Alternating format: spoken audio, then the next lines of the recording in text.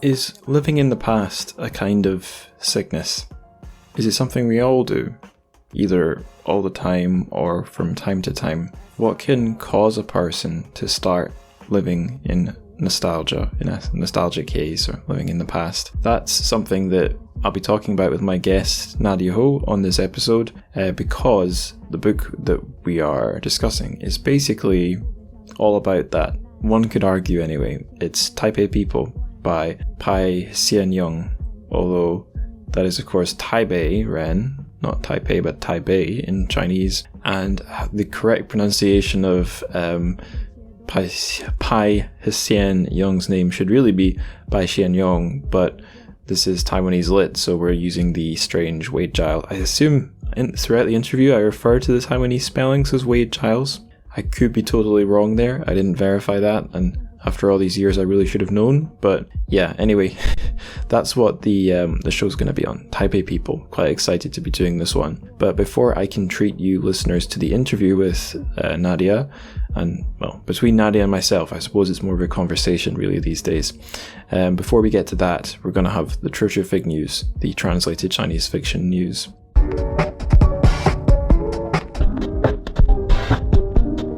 4 items today, and they're all pretty interesting. First one, and this is actually related to me, because I have secured myself a job, a real grown-up, full-time, not just freelancing job, just as the UK is coming out of lockdown. Perhaps there is a correlation between those two events. And because I'm shifting away from my freelance work, one of the companies I was working for, Elaine Charles Asia, who you might know better as their fiction imprint Sinuist Books, they're looking for a replacement basically. They're looking for a publishing production freelancer, or perhaps freelancers, to help them produce their books.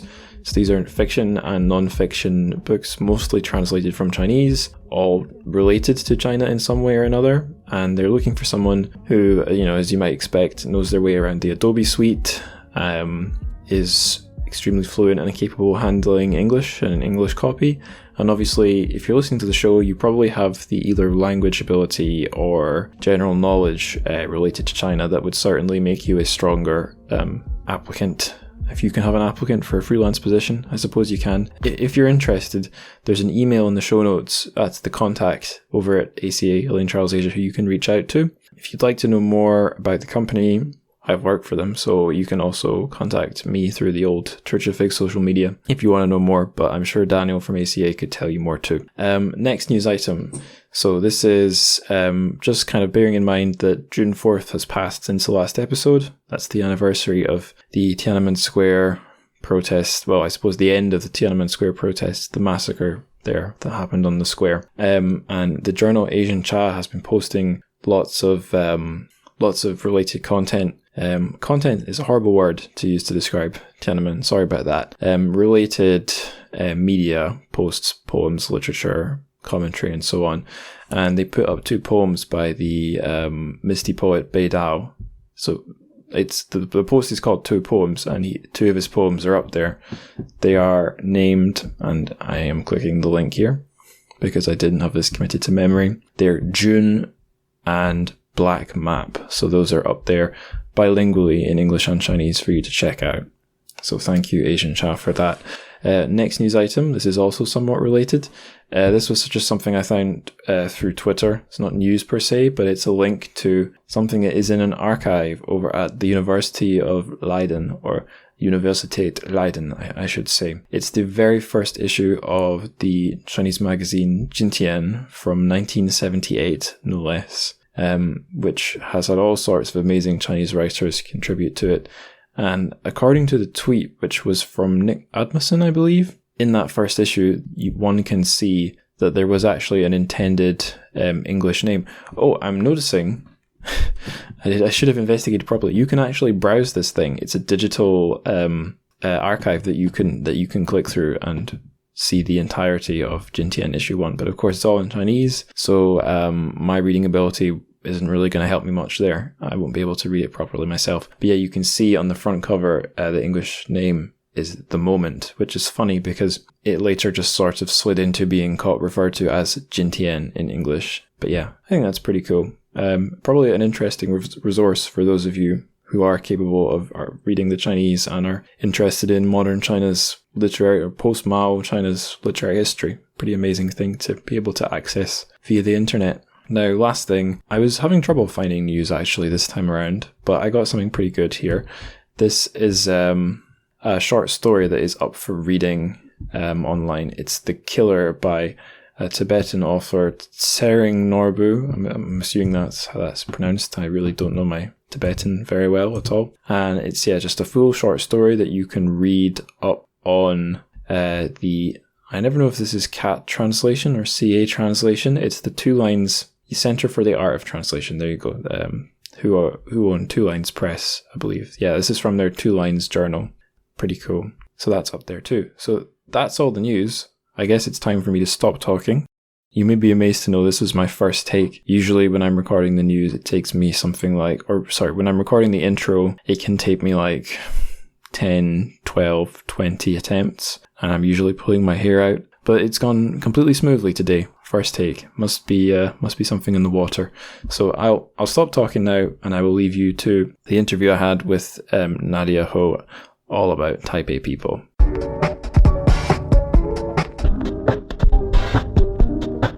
Okay, so on the show we have Nadia Ho. Hello, Nadia. How are you doing? Hi. Hello.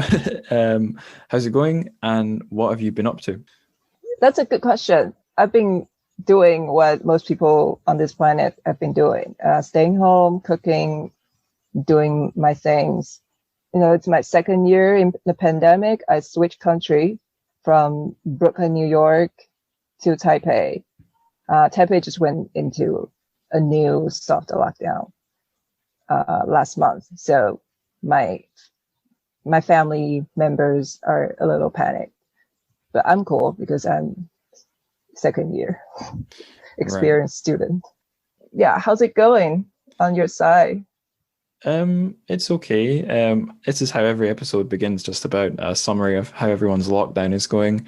Mine, my in quote marks, my lockdown in Scotland and the UK is getting, normality is on the horizon now. Lockdown is being gradually eased in Scotland and England. Scotland and the wider UK. I've completely lost track of who's ahead of who, but basically things are still a bit rubbish, but they do seem to be getting better. Hopefully I've not jinxed that. And in my own life, I have a move coming up too. It looks like I'm going to be going down to a town called Knutsford, just outside Manchester, because I've been offered a job. So I don't know if the listeners have been tracking my life story. I kind of keep the details semi-vague, semi-coherent, but that's what's going on Planet Angus. Anyway, next question, Nadia. Can you tell the listeners a little bit about yourself? A little bit about myself. I think that's the most important quality of myself tonight is being a person born and raised in Taipei, because we're going to talk about Taipei people. So I think speaking on Mr. Hsien-yung's work is a little risky for a lot of people because he's got so many fans. I don't intend to analyze or comment on his work because I'm not a literature major. I actually majored in political science and international relations. But I think that plays a role in today's conversation, because when I was reading Taipei people, I couldn't relate too much to these people because none of the main characters in Taipei people were born in Taipei, but I was a real Taipei native, also much younger than those people. So that's basically the first thing about me, born and raised in Taipei. And I published 6 books. Wait, let me count. 6 books now. 2 nonfiction and 4 fiction books. I started writing very early because I was somehow born into this literature artsy community of Taipei in probably a good time. Taiwan was going under the longest martial law era in history. About 38 years of martial law where people couldn't party, they don't have freedom to publish work. But when I was born, that the restriction was just slowly lifted, and my mother's generation, in their 20s, 30s, they start doing a lot of creative works. So that's the environment I was growing up in Taipei. So that's how I first read Mr. Pai Hsien-yung's work. Right. So that's me, a Taipei girl born into an artsy community in Taipei in the 80s, still a long time ago. In the 80s, and then I moved to New York in the early 2000s. It's interesting you mentioned the lifting of martial law. I suppose it might not be such a coincidence given how important that is to Taiwan and literature, but I'm really quite a newbie both to Taiwan itself and Taiwanese lit. But the reason I say it's interesting is because on this string of Taiwan episodes I've done on the podcast, Taiwan season as I've been calling it, I think the first two, certainly two of the books I've done are books that are from that era. One which has only just been brought out into English translation, The Membranes by TrChFic, and the other one, Notes of a Crocodile by Miao Jin, which were written around about that time. Are those do literary works from that period have as much significance to you as sort of being from, in quotes, that period? I mean, I think we can look at the phenomena in several perspectives. I think, first of all, why books get translated in the first place. I think you mentioned, you asked this question in the last episode, like how this Taiwanese writer's works got attention. It's usually one translator who loves the book so much and then did work, like Mike, who translates San Mao. Right. So the writers you just mentioned, I don't know if it's a coincidence, but they all play a big part in LGBT literature. Mm-hmm. And that is something I think it's something very special about Taiwanese literature from the 80s. That, how should I put it? What's the question again? You can take it any way you like. I was wondering if you cited you sort of had you were lucky enough to sort of be raised or have your formative years in that era where Taiwanese culture or society or literature was flourishing after the lifting of, I was about to say lockdown, after the lifting of martial law. Yeah, it was the 38 years of lockdown. Right. So I was going to ask, now I'm struggling to find the words. I was going to ask if works from that period, like the two I've done on the show, have a special significance for you as well as for the literature in general.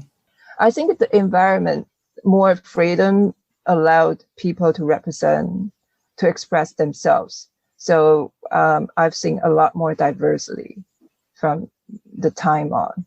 And also, I think in comparison to Chinese literature in general, I think because of the publishing industry had grown so fast in Taiwan in the 80s and 90s that the publishers were just chasing writers for works. The amount of works and diversity and the choices you have in terms of literature, I don't think it happened anytime, anywhere in the short history of Taiwanese literature before.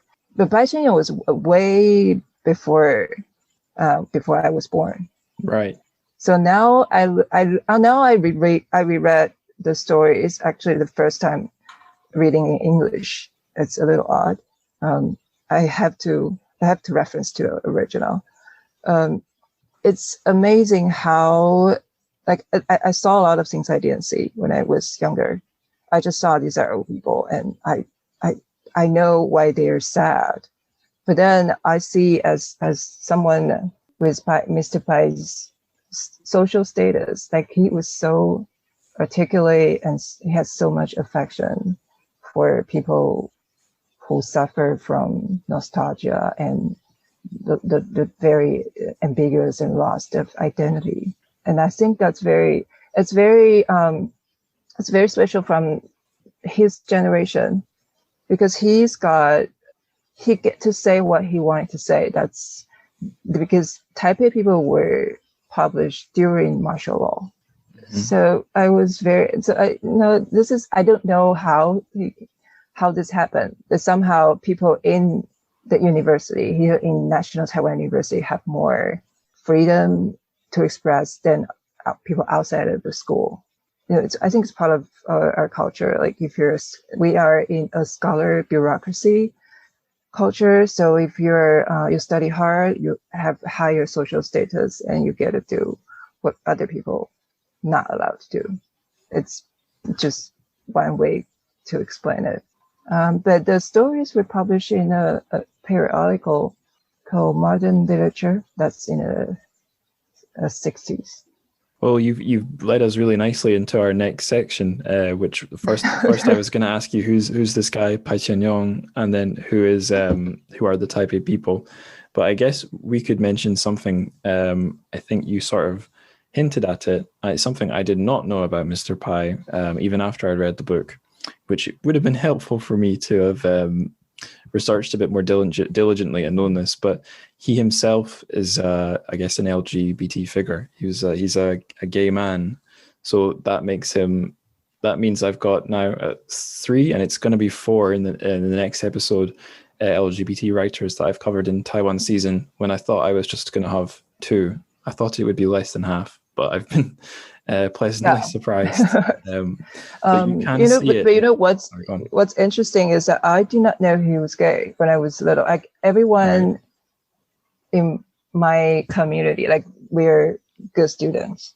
And I was a child star writing. I started writing when I was 15. So everyone knows Mr. Bai, and we know he's a very renowned figure. But I didn't know he's gay. I didn't care. Like no one, we didn't have the context or have the concept of thinking that someone is not straight. So when I was reading Taipei people, even when I was reading Crystal Boys, I was just like, why are they so sad? But I still did not, think that, oh, Mr. Pai may be gay, because I didn't care much. But I think that openly, self-identify as gay was not a thing, and you just don't do it. But then later, when I lived in New York, and my classmate, he's Korean, and he was like, oh, you know what? I love Hsien-yung. I can give him a blowjob. And I was like, what? You don't have to. Have you seen him? Like seriously? Like I have. He's a grandpa. And then he was like, that's how much I love Crystal Boys. Oh no. I was like, yeah, but still, you don't have to. But this is how, I have no idea that people outside Taiwan or China are loving him. Something I mentioned before on the show, sort of I don't know if you could call it a guilty pleasure or a weird pleasure, but when I was living in Shanghai, a Laowai in China, Westerner, one of my favorite places in town was places in the city was the Koreatown, because as much as Shanghai was an amazing place to see the Haipai, the sort of hybrid or at least interacting Eastern and Western, or Chinese and Western cultures through time, if you knew where to go, you could see other interactions where it was Chinese culture and neighboring cultures. And perhaps this was just me exoticizing or getting excited about things, or getting fascinated in things that are commonplace. But I think even especially in this podcast, this is a podcast all about Chinese lit being translated into English.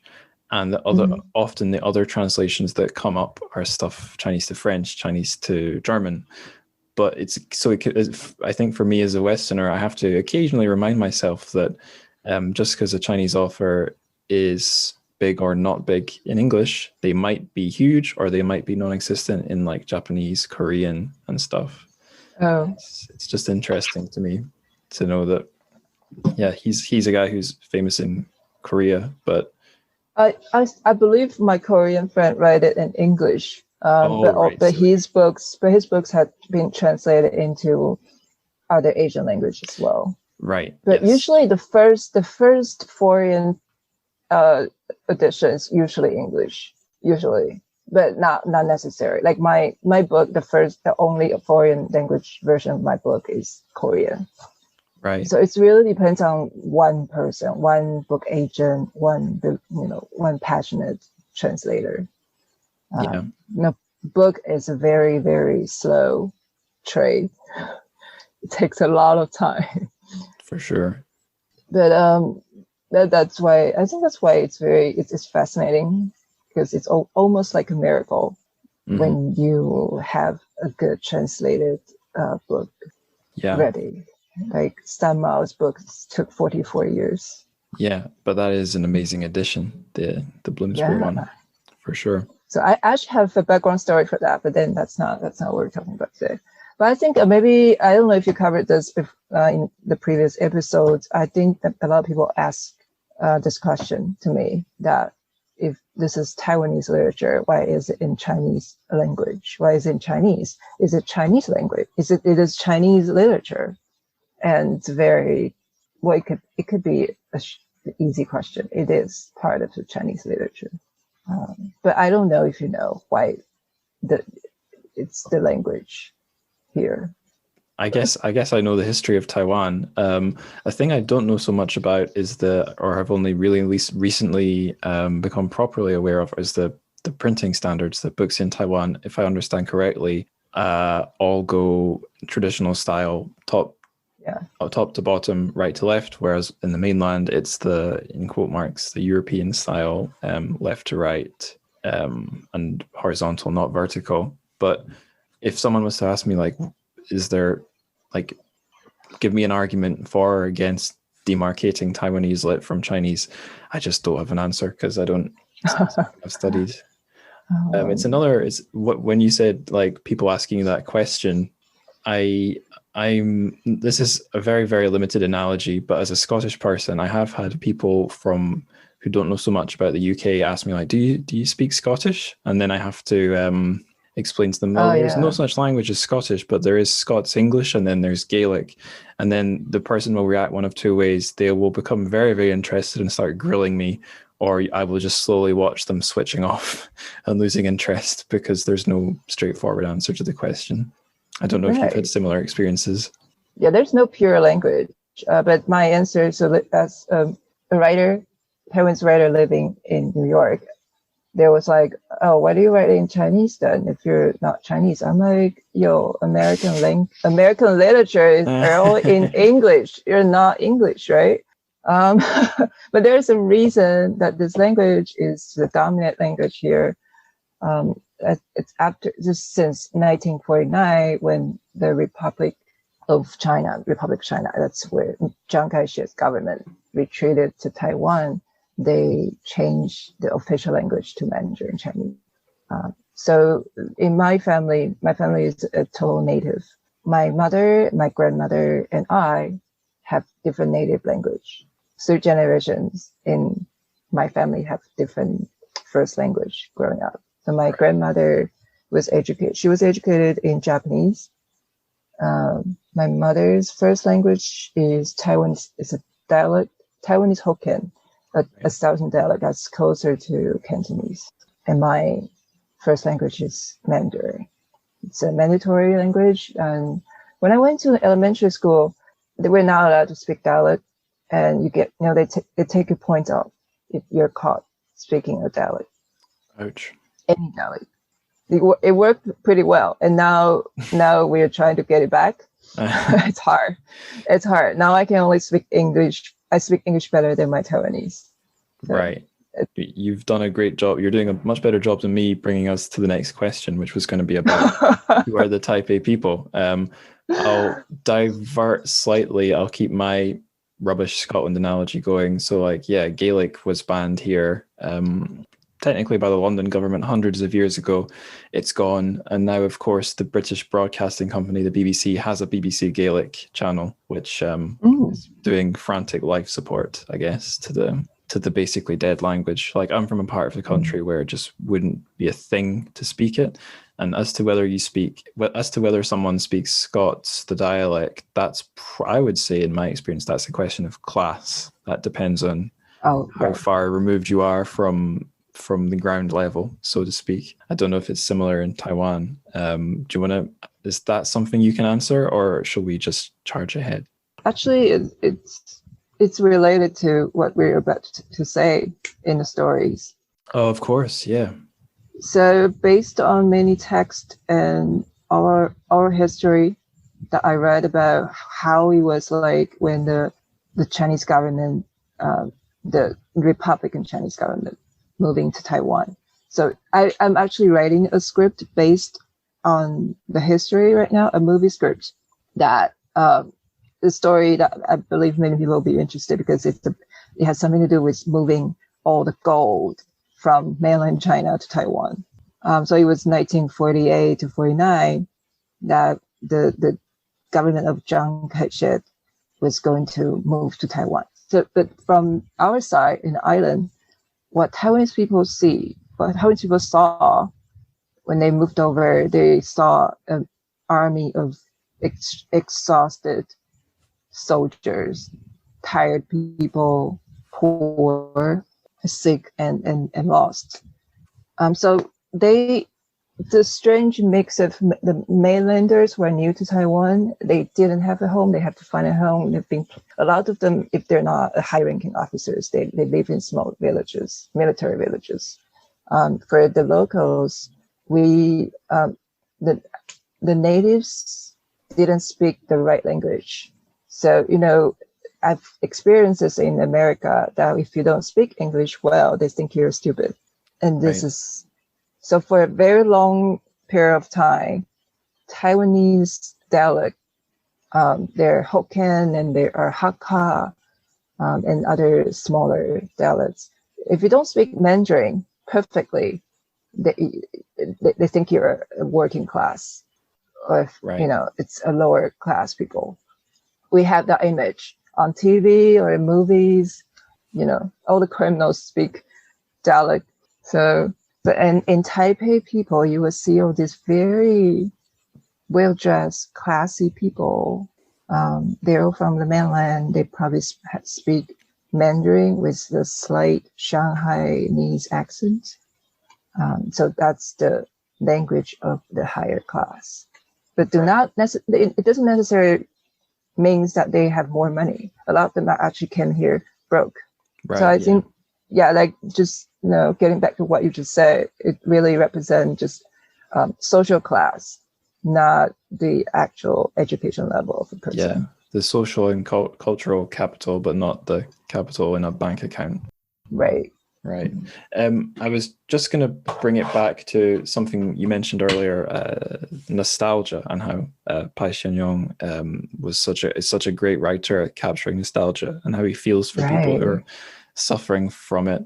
I seem to recall I've seen on Facebook in a group, nostalgic memes for hauntological teens or something. It's a Mark Fisher appreciation group, who's a guy I've mentioned in the show, like the one intellectual writer I've read in the last year, who's in many ways a thinker highly concerned with nostalgia in lots of different forms. So it's been a running theme on the show. In fact, you could argue my whole show is a nostalgia project because I used to live in China. I went back, I started the show. So we're in great territory here, covering Taipei people on this podcast in particular. Right.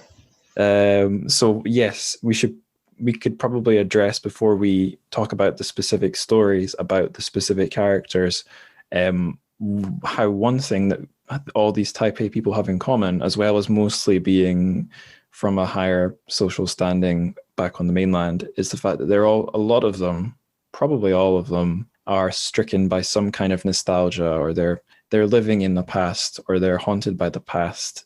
I think we've already given the historical context for that, but is there anything else you'd like to say about that before we talk about the first story? I just want to say nostalgia is a shared feeling, a shared emotion, or that we all have. We tend to rewrite the story in our childhood. Like everything happened in childhood is better, or it usually just means that we're not doing too well at the moment. If you're being too nostalgic. Yeah. So I think the reason that this stories have such heavy nostalgia usually means that they didn't achieve what they wanted to achieve. Yeah, which would make sense because some of them just lost a war. Yeah, they lost the war, and they just been through a war and a lot of trauma. And when they moved to Taiwan, actually the government just kept telling them, we're going back soon.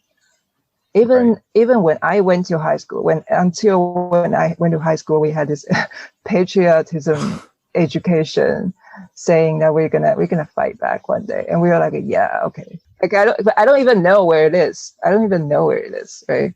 But we're just like, okay, if that's what you want to hear. Yeah, if you think of other countries that did that, I guess the one that we have in the world today, that's North Korea. I guess there's a some kind of an overarching plan there to undo the past, and not that I'm trying to make a crass comparison here. Oh no. Actually, we have a lot in common with the South Koreans. When I went to school in New York, the South Koreans were like, we love just referencing our textbooks together. We were like, yo, and then they have a lot of words taken out from Chinese characters. Right. They don't use the Chinese characters a lot, but the sounds are very similar. Like how we call the communists, how we say patriotism, or how we say all the slogans are all so similar.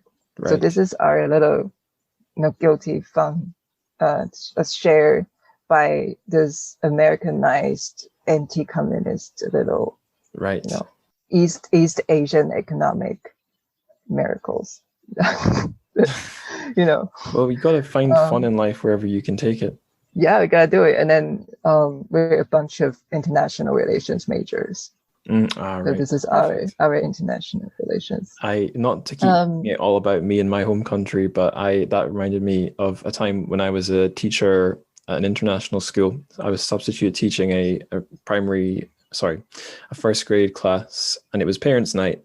So it was a mainland Chinese state school, but it was the international division. So we had kids and parents from all over, but mostly like Han Chinese kids from somewhere or other. Plenty of them were Taiwanese parents, but of course on my list of the class list, they're listed as being from like Chinese Taipei or something. Oh yeah. So the parents come in, and it's both of them, the mama and the dad. And I think I knew that they were Taiwanese. So just having a normal conversation about the kid, and they said, "You have an interesting accent. Are you English?" And I said, "No, I'm from Britain. I'm from Scotland. I sound fairly British though, and my accent is maybe more generally British, and was about to talk about that, and they were like, yeah, we get it, we're Taiwanese." Yeah. Yeah. But yeah, what was I going to say? Yes, I was going to say one more thing about nostalgia. The reason I brought it up, the thing I started with, and then I never got to the point, was that I read in that Facebook group, people were bringing up screenshots of like old, I think Victorian textbooks, or referencing the fact that not that far back in the past, in I think Anglo or European culture, whatever, nostalgia was defined as a mental illness or a problem, not just a sort of normal mental condition. And perhaps that's a bit extreme, but what you said about feeling nostalgic when you're in a bad place, I mean, during the middle of lockdown, or first lockdown here in the UK, I was really interested in just sort of trying to recall places I'd been in years past, because it beat staring at the same wall every day. And although it felt good in the short term, it's a bit like a drug. It's not great in the long term, and it's a sign of other problems. The other thing I was going to say, when you mentioned childhood, this is really random, but this will give listeners somewhere fun to go. There's a trend online. You can find Facebook groups about it, or you can search YouTube for it. You might have seen it. It's liminal spaces. Have you heard of this thing, liminal spaces? No. Right. If you like sort of eerie, creepy stuff, this is perfect. I might have talked a bit about this on an episode on TrChFic, because she's definitely sort of in this wheelhouse. So it's a trend of a certain kind of picture of an empty, abandoned space, which gives you a strange, uncanny, but not entirely unpleasant feeling. And I wanted to know like how people had analyzed it, because I could see there was common themes. Water is a common theme. Feeling like you've been to the place in a dream is a common theme. Oh yeah. Dreams are important in Taipei people, actually, in some of the stories. One of them, anyway. And I found one or two quite young people who had like compiled images, thought about it, and made little video essays on YouTube. And the thing someone pointed out, which was so obvious, once someone told me, I was embarrassed I hadn't noticed it.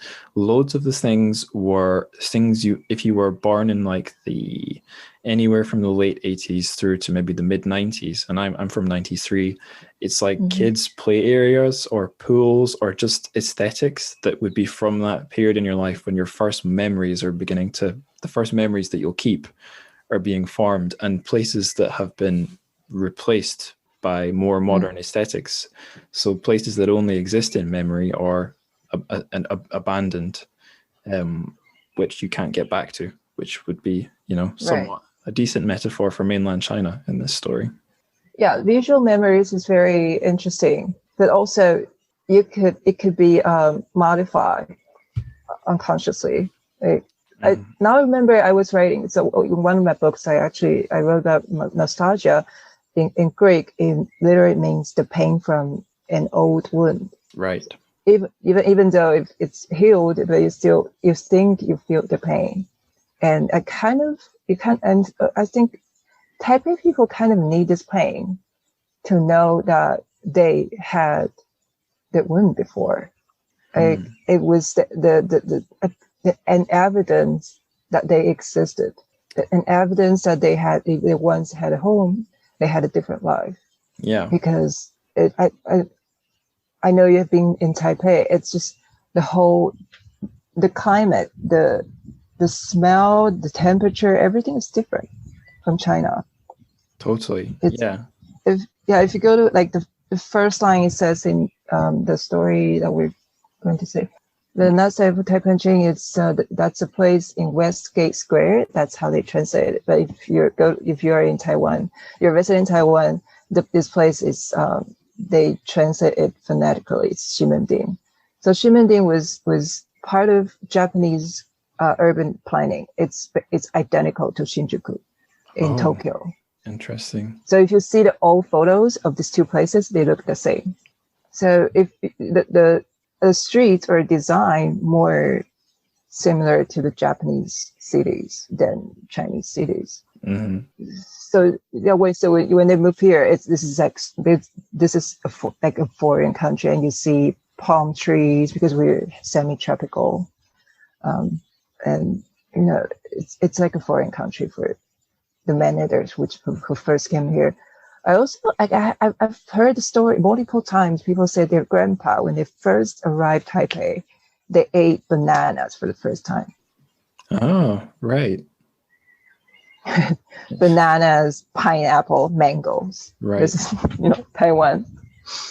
Yeah, an island in the Pacific, I guess. My experience visiting Taipei was it was interesting because by that time I had already been to Hong Kong, so I'd seen a sort of a place which is Chinese and yet different. But that was a different experience because I speak, by that time on those visits, my Mandarin was pretty decent. So like walking around, hearing conversations, I could tune in and out of them. Whereas in Hong Kong, I could, but only if it was in English, zero Cantonese.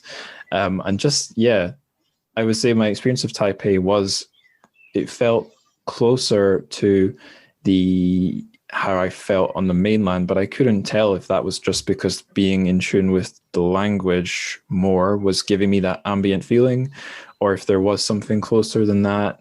But it's funny you mentioned Shinjuku and the Japanese elements, because I noticed right away, wow, I thought Shanghai had lots of Japanese style convenience stores, but nothing close to Taipei. And the amount of Japanese restaurants was just not something I would have seen coming either. I don't think we can say anything very deep about that, but yeah, the sort of strangeness, but strange, but not entirely unpleasant. In fact, mostly pleasant feeling of being there. I could vibe with that. But I think I mentioned in our conversation before the show, that's the only place in Taiwan I've been. So I have nothing much to compare it against apart from Hong Kong, which is not a very useful comparison. Yeah, but that, in the stories, it's a totally different era. Exactly. Yeah. Do you want to, should we move on to We should. The story? We should, yeah. I realized when you said Taipan, I goofed. My question sheet says Taipei-chin, so I know it always auto corrects back to Taipei. It's just, that's what Google does. Right, yeah, that might be it. The listeners will hear my computer chair's wheels rolling here as I go and get a pen and score it out so that my brain doesn't keep saying Taipei instead of Taipan. Taipan. Yeah.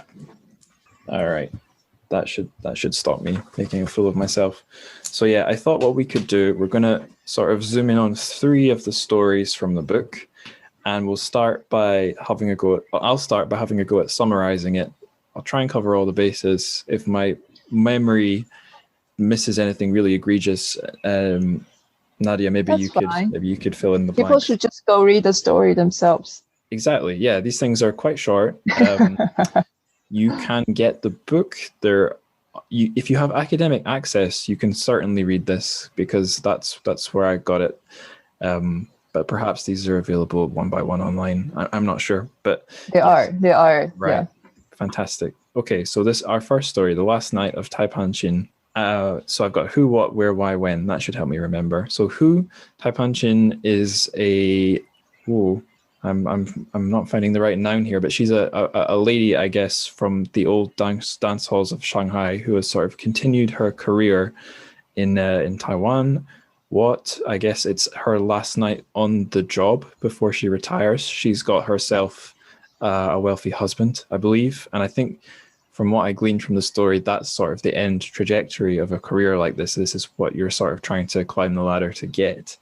We're in a dance hall in Taiwan. I don't know a great deal more about it than that, like if it's a real famous one. When? It's a Nuit de Paris. It's Night of Paris, but then the translator just did a French of it. Right, yeah. Yes, I was curious. Whenever I see something that's not English or Chinese in a piece of translated Chinese fiction, I'm always wondering, how did this look in the original? But I usually don't go and check. Usually it's a mystery I don't investigate.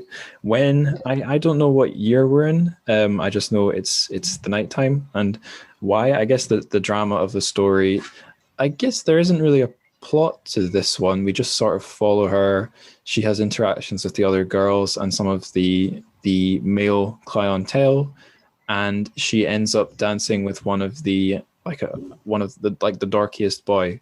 The dorkiest young man in the dance hall, and she has a flashback to a similar sort of more innocent or younger male clientele. This memory and the young guy in the present stand out because it seems like a lot of the other men are kind of boorish or pigs, especially the older ones. But she's found something to hold on to in these younger, more innocent guys. I don't know. Is there anything really key I've missed there? Yeah, even that's basically the storyline. But I think the point here is that Taipan, her Jing Taipan Jing, the title of this job is if you know Chinese, it sounds so glamorous. Like Jing means gold, right? Right. So I'm sorry if I'm interrupting here, but this is me being a mainland Laowai and not a Taiwan Laowai. When I see Chin, I'm not so used to Wei Giles. So if I'd seen Jin, Jin, I might have known this was gold. But yeah. I agree with you. Taiwan spelling is somehow confusing. Yeah. It's because the system we created here, we wanted to sound more American. Right. Yeah. Sorry to interrupt.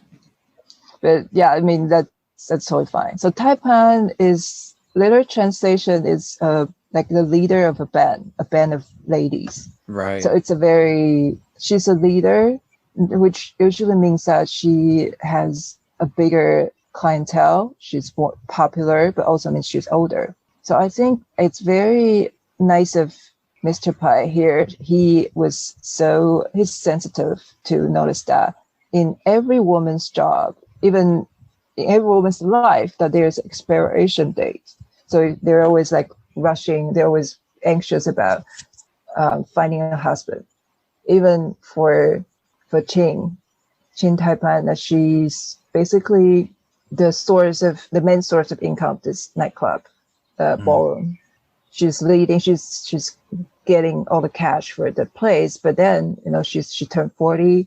She needs to retire, and this is her last night on the job. The flashback is she's thinking about how many men, wealthier, richer, better than this one. But this one's okay. She's done an investigation that he's got a small factory and a few old houses. This man is fine. He's a nice man. He's a decent person. But then she thought about the men she could have got in Shanghai, but she was too proud. She thought she would get better men. But that's not just about her. It's about the time in Shanghai it was probably a much better time for the economy. And Paramount, the nightclub, I don't know if you have visited it's now a landmark building in Shanghai. I'm sure I would know it if I saw it.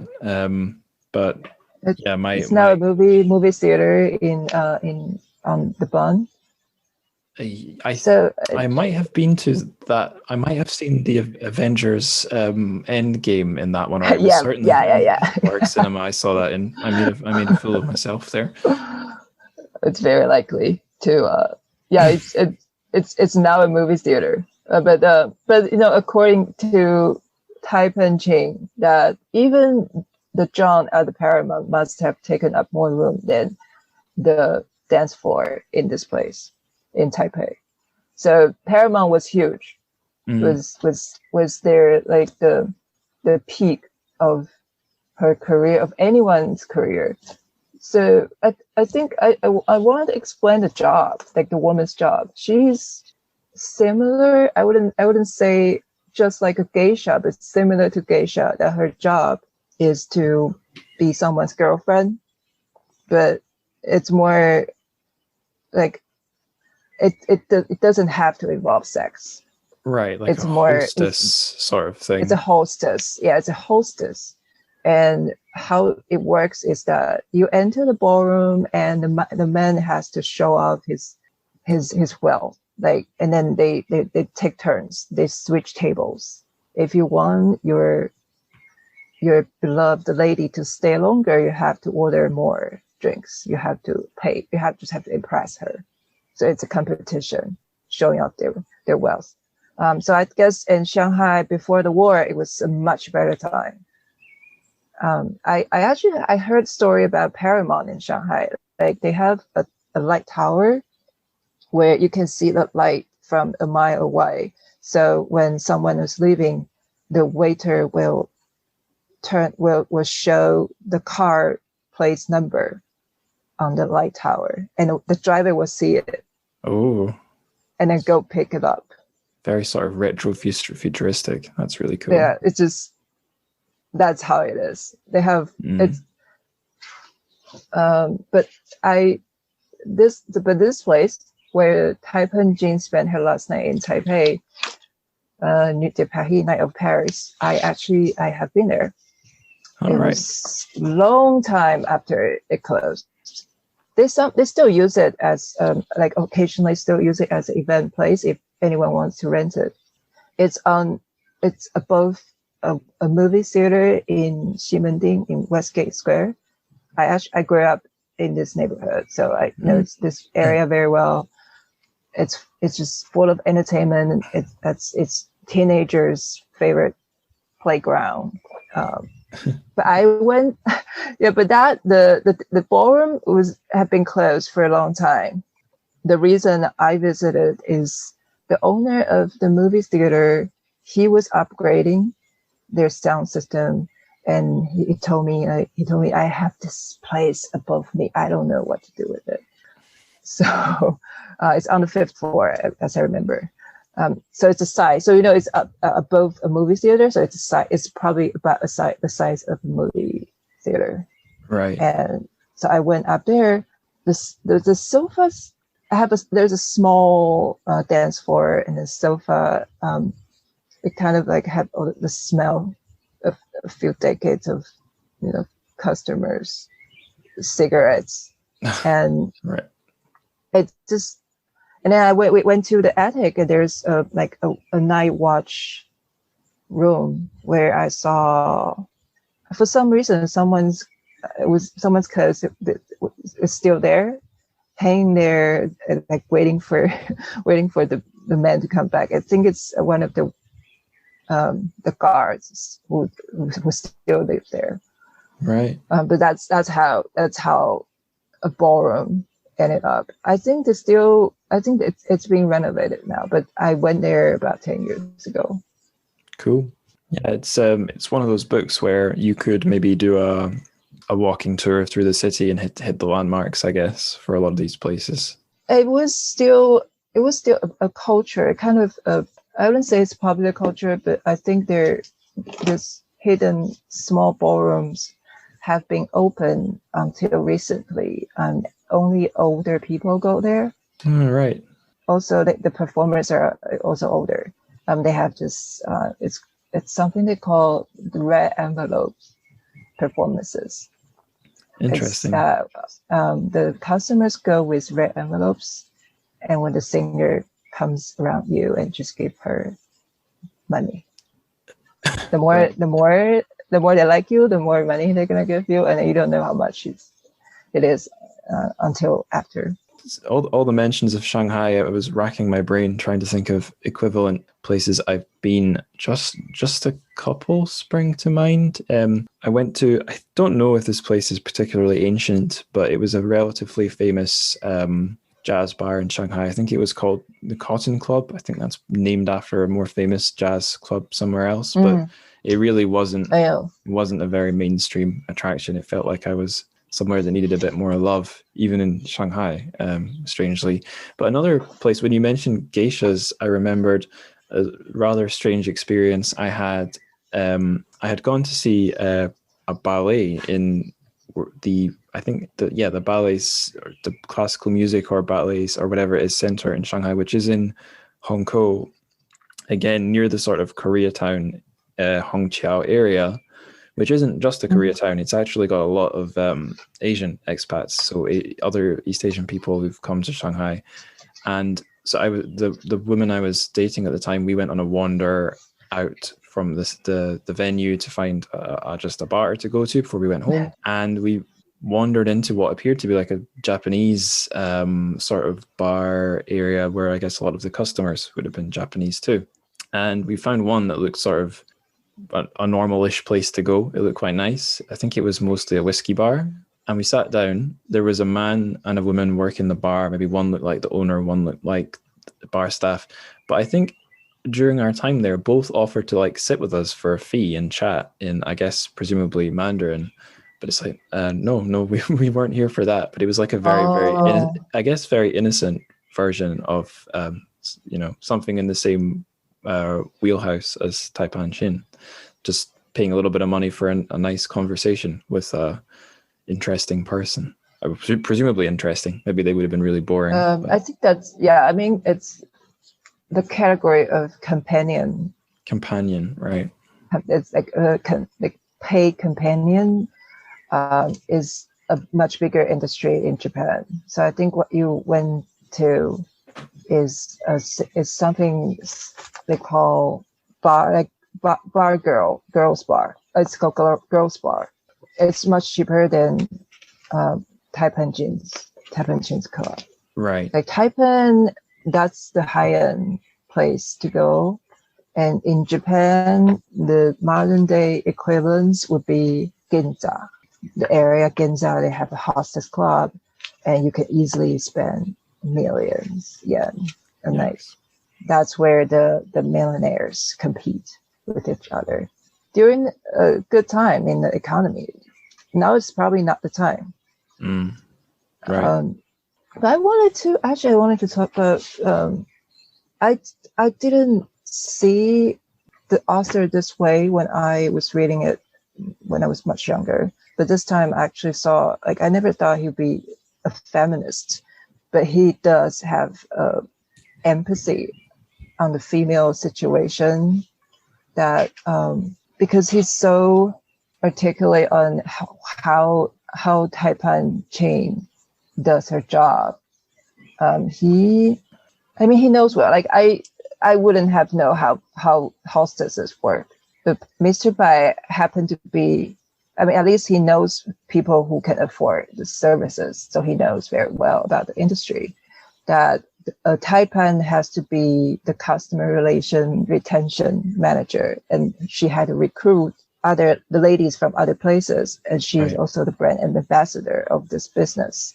So such an important figure in the business, but then, at this time, at some time she has to retire. But the manager, who is an older man who get to stay there forever. So I think I actually didn't see this much when I was younger, but now I see it. Sure. Yeah, I saw things on my reread of this story. So my first read was quite a while ago now, and that was, well, it was, I did a fair bit of prep. Like, I read the intro material, read a bit about the significance of the book, then read the thing, then went away, had a bit of time to digest it. But I think perhaps crucially learned that Mr. Pai is he's a gay man, because I'd had this initial little suspicion in my mind, like, is he doing what when he's describing both the beauty and the aging of Taipan, and there's quite a word count spent on how on her appearance, her dress, how she's dressed. I think it's in like a qipao, and how the other hostesses or other hostesses are dressed. I was like, interesting. Why are we spending so much word count here? Is this just a guy kind of creating his ideal version of a beautiful woman in words? Because, perhaps why wouldn't you? When you're the creator, you can create whatever you like. But learning he's a gay man, that little box is perhaps negated. Or if he is choosing to make them beautiful in his own particular way, it's not, there might be other more literary particular reasons for it. And yet on the reread, I felt he really did do a great job at handling both her the nuances of her appearance, but also, yeah, you're right, her role in the company, and how she's got a heart of gold in some of the things she does. And you see that in the past, where she helped a young woman, and then in the present, where she's chosen to give attention to the shy, nerdy guy, or maybe not nerdy, but dorky guy. But you see she's got a bit of an iron fist as well. When she's a rival is giving her cheek, she uses violence. Maybe I shouldn't be laughing. I found that bit at least blackly funny. And she also rants at the girl she helped, kind of squandered the opportunity or misused it. She got involved with a skeevy guy and got impregnated. And I left on my second reading not really knowing if she's a good or bad person, but liking her, which is how I feel about some of my friends and some of my favorite people, to be honest. It's very true to life. You don't need to make a definitive judgment on whether someone's a saint or a sinner. But he makes me feel like for Taipan Chin, I could go either way. Right. Yeah, he has he has a lot of empathy, compassionate towards all these people. Like the people have desires, but then they're also naive to the environment, which they cannot change much in a political situation. But also, I think he knows very well about styles and clothes and what kind of people wears what. I think part of the reason is that he's from a wealthy family. His mother and his, the sisters in the family, they all have really nice clothes and decorations, jewelries. Like, he's seen all those things, so he knows what's good. And also the dress that he depicts here, these are the clothes that only women in the show business will wear. Right. So, like, if you see someone wearing a black chiffon qipao, he's not normal, It's not quote unquote dignified. normal. No, yeah, she does something for a living. But Qipao is, in the original version, like it's a Manchurian traditional clothes that it's always like before the 1920s, it's always worn with pants on.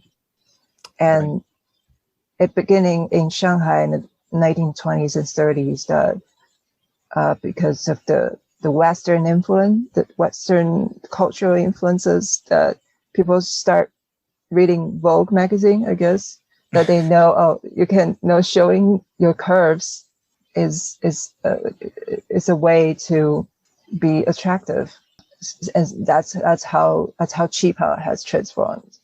Right. Yeah. Until today. Globalization. So, globalization, or evil Western. Yes. Culture. Listeners can choose the one they prefer. Yeah.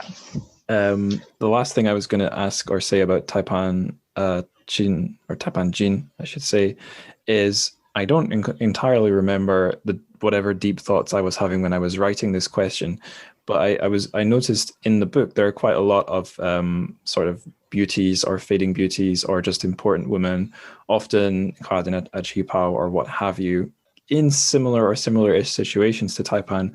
But for me, she was the one who's the most memorable upon, I was going to say closing the book. I read the thing on a tablet, so I can't say closing the book. But upon shutting down the tablet, because she has a lot of contradictions, but she thinks about them. She's aware of them, whereas other characters seem more naive or caught in their dreams. Don't have as much self-reflection. And I actually think I preferred this character, maybe because I'm a lazy reader and I like having the contradictions pointed out to me. But you're not alone. It's Taipan Jin is the most adapted character. The story is the most adapted into TV or films. There are a couple of versions of it. I think one thing is what you said, that she's very relatable, that she's aware of all the choices and all the transformation. But also, I think she plays a role as a storyteller in the story. As opposed to in other stories, maybe the woman, it's just one of the characters. But in this story, it's the structure is so tight, but also it tells the landscape of the era they're in. I think this is like a one in all in one. This is an all-in-one character. Totally. Yeah. Now that I think of it, she would. I can think of a few reasons why the story would make a good visual or TV movie adaptation, because there's a lot of visual. What's the word? Oh boy. You could do a lot of exciting visual things just with the set and the costumes. There is a word I'm looking for. I'm not grasping it, but you can make it sort of carnivalesque and visually with light and the shadow color, all sorts of things you could do. But aside from that, it's sort of more of a, maybe not a classical story in the sense there's not a clear plot, but it's a short story, so not too much need for that. But the character, a proactive character who is strongly drawn, doesn't just passively float, and there is a cast, but it's not a sort of an ensemble collective distanced. We're up close over her shoulder, sort of. And thinking about some of the other stories in the collection, they're more sort of like in my mind anyway, sort of breezy, dreamy, distanced, more passive, less conscious characters sounds really mean, but less focused characters, more hazy stories. Whereas this one, like you're saying, has a sort of a laser focus to it that just naturally makes it more readable, if not necessarily better, more beautiful. Yeah, an easy one to follow. Shall we go on to the next one? Let's do it. All right. Okay. The next one is Winter Nights, and this one is, I guess, a two character. We got two guys this time. I'll try and summarize it again. If there's anything really glaring I've missed, just feel free to correct me. No problem. And this is the one where I'm going to bring up my own hot take. I'm going to name drop Freud at some point, so listeners can look forward to that. So we have two guys. I do not. Yeah, Wu Chukuo and Qin Lei. Is that? Yeah, it's called that. We could call them by last name. Yu and Professor Yu, and what's the other? Wu. Ooh, yeah, that's Okay, Professor Yu, two- Professor Wu. Right. Yeah. Okay, that much works. easier. And I'm now going to embarrass myself because I don't recall which is which. But I should, yeah, let's check that now. Actually, so which guy is stayed in Taiwan? It's very confusing for me too. I guess Professor Yu is the one still in Taipei. Professor Yu is the one. Yeah. Okay, He has right. a pair of wooden clocks on his feet. He must have stayed in Taiwan. I'm glad there's someone who can spot these clues. I wouldn't have got that.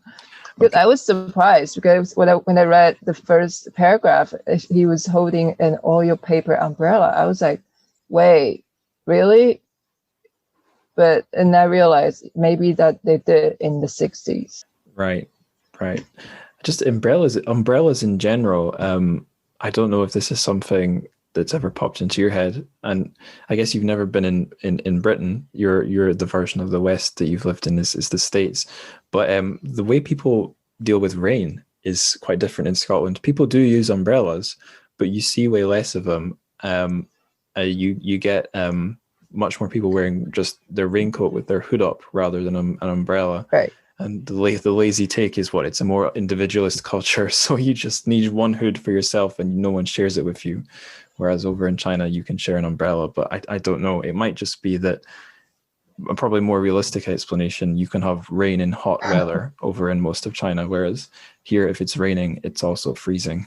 So it makes sense to be. I was gonna start this rain conversation with you because me as someone growing up in Taipei, we are very experienced with all kinds of rain. So Taipei, maybe you have heard of this famous popular song in China. It's like winter time, you go to Taipei and watch rain. I never learned much Chinese pop music. Yeah, so it's like a famous song that people every time they know I'm a Taipei and from Taiwan, they'll be like, "Oh, winter time, we go to Taipei see the rain." So the rain. So we have rain every season. Right. It's all kinds of rain. So I had a British teacher, and he told me that you can be raining every day in London, and you don't need an umbrella. That's just the way. That's just the way that British people do it. But I guess it varies by region. I don't know if umbrella use does, but yeah, a funny thing about, I think Britain and Ireland have in common with Taiwan then is pros and cons of being an island. Lots of rain. Right. Yeah, the weather here, basically, I think what I always thought growing up was further north you go, colder it gets, rainier it gets. But actually, it's not quite so simple. It does get colder if you go further north, obviously, but the rain and bad weather comes in off the Atlantic. So the west coast and Ireland is much rainier than the east. So I'm from Dundee. That's where I am now on the east coast. So we are the sunniest city in Scotland. But of course, that doesn't mean there's much sun, just more than everywhere else. Okay. But we're relatively dry. Like I used to live in Manchester, the west, much further south, but quite a lot wetter because we were closer to the Atlantic. But yeah, umbrella culture probably. I guess people in London, there's the famous image of like the bureaucrat with his black umbrella, but that's probably more like a modernism image. I think it's all raincoats these days. Now we're all atomized individuals. Right. Anyway, we've really stripped the topic. But I wanted to mention umbrellas because the Taiwan this was before Taiwan's economic growth. A large part of Taiwan's economic growth is the export of plastic umbrella. That's what I wanted to say. Okay. It was before that, so I think he may or may not have mentioned this on purpose. Got it. Good to know. Right. So in the story, back to the story, we have Professor Yu who's being visited by Professor Wu, and they're both literary professors. They had, I guess, they went to university together in the early 21st century, and they've got a lot of memories. Sorry? They went to university in mainland China, in Beijing. In Beijing, right. It's Beida, right? Peking University. They went to Peking University. Yeah, right. which has definitely come up on the show before. But yeah, so they're both Chinese Lit Peking University, Beijing University graduates. But the big difference is Professor Yu, I believe they both left China for Taiwan at the end of the Civil War. Professor Yu stayed there. Professor Wu went off to teach Chinese in the States, and now they're being reunited. And most of the story, they're just reminiscing their past and reminiscing their youth, their more distant past, and then comparing their more recent pasts and presents as academics and like their thwarted hopes and so on. And then there's a funny little other grass is always greener bit on the end where, as from what I remember anyway, Professor Yu's thinking about upping sticks for the States and Professor Wu's thinking about settling back down in Taipei. I think that's the main thrust of it. Is there anything you feel I've missed? That was quick. I mean, yeah, basically, this is actually a longer story. And as, two old people meet up and it just tend to talk about their old days forever. This is one of those stories. But I think there a lot of details are given here about how college professors were treated. I don't know if I should call it that way, were treated in Taipei. So I believe Professor Yu was teaching in Taiwan University, National Taiwan University. That's where I went to school, supposedly the best university in town. It was called the Imperial University of Taipei because the Japanese founded the school. Right. So we had a lot of Japanese houses on campus, and he was given a very old, shaky Japanese house as his dormitory.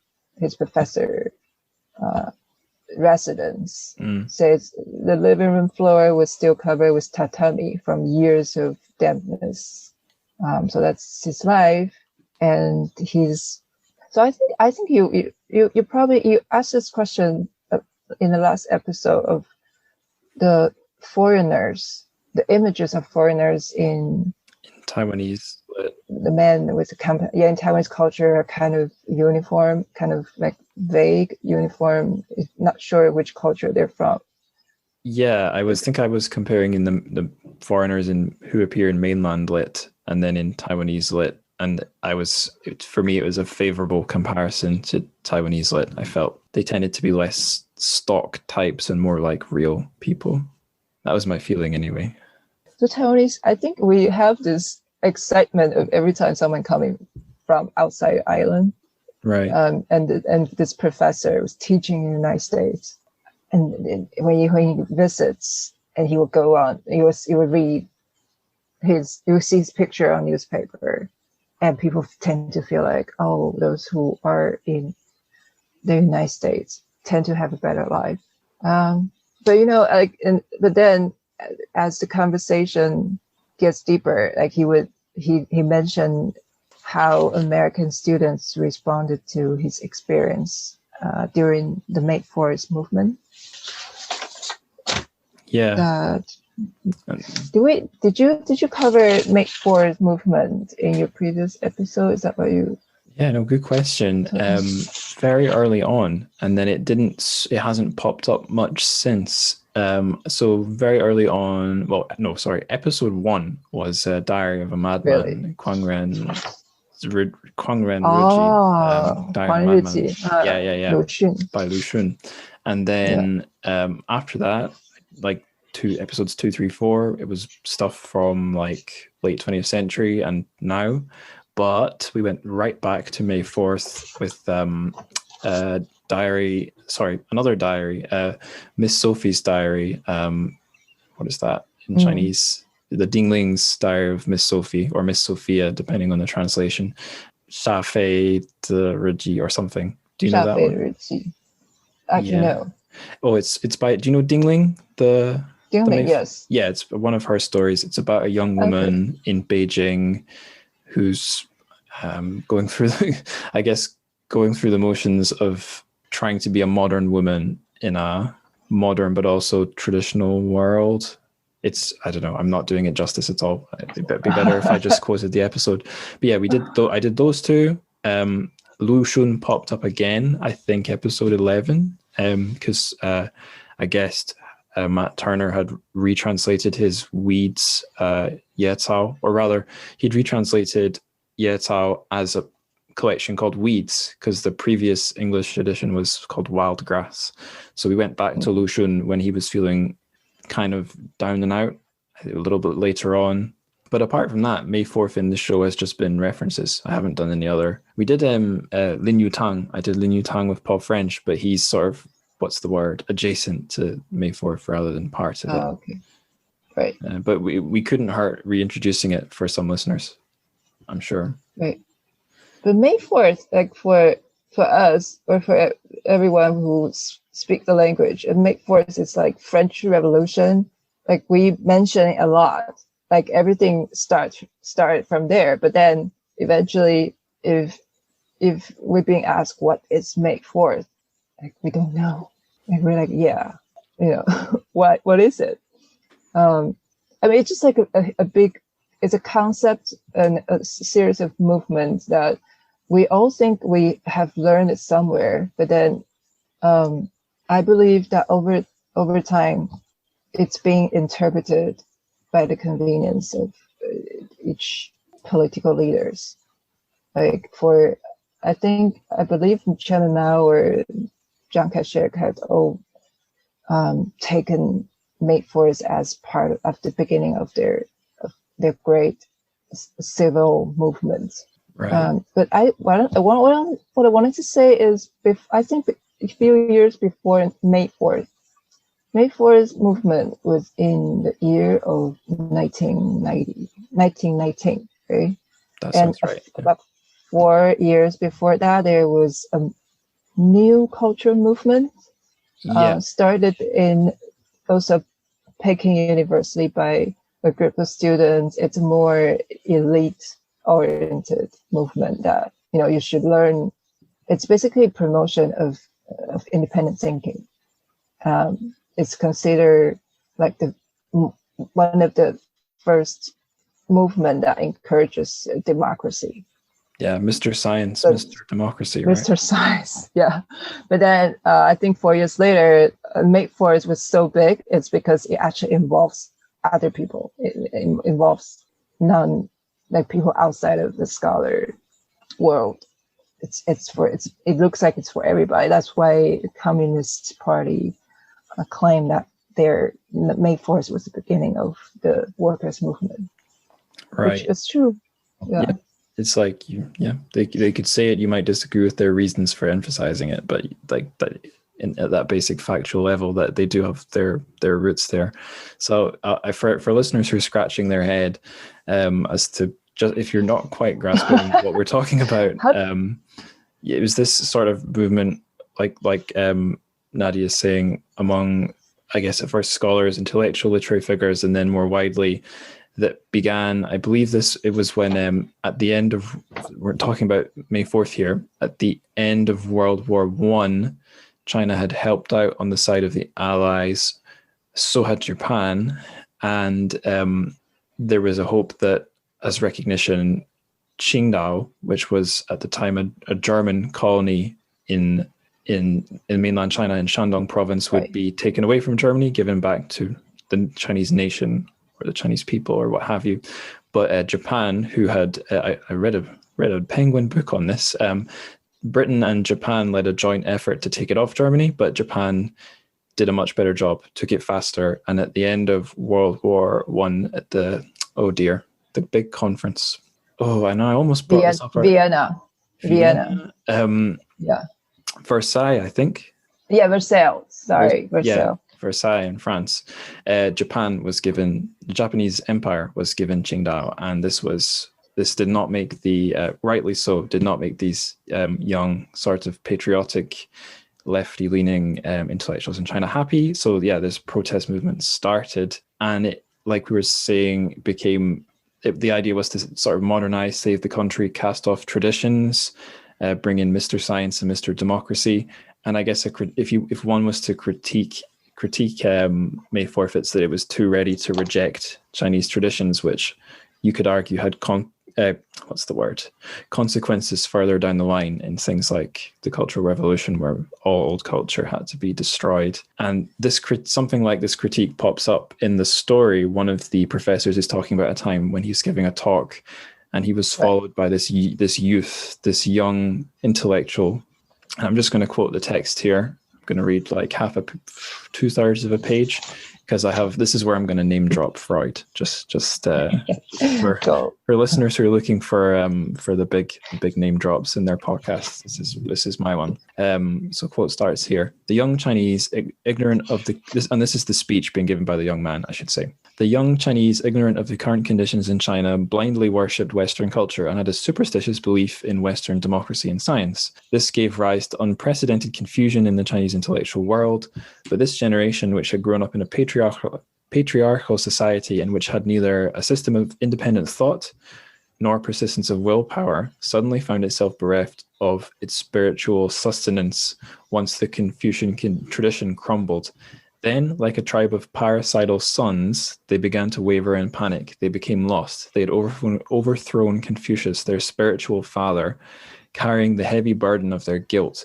They set out on their carrying the heavy burden of their guilt, they set out on their spiritual self-exile.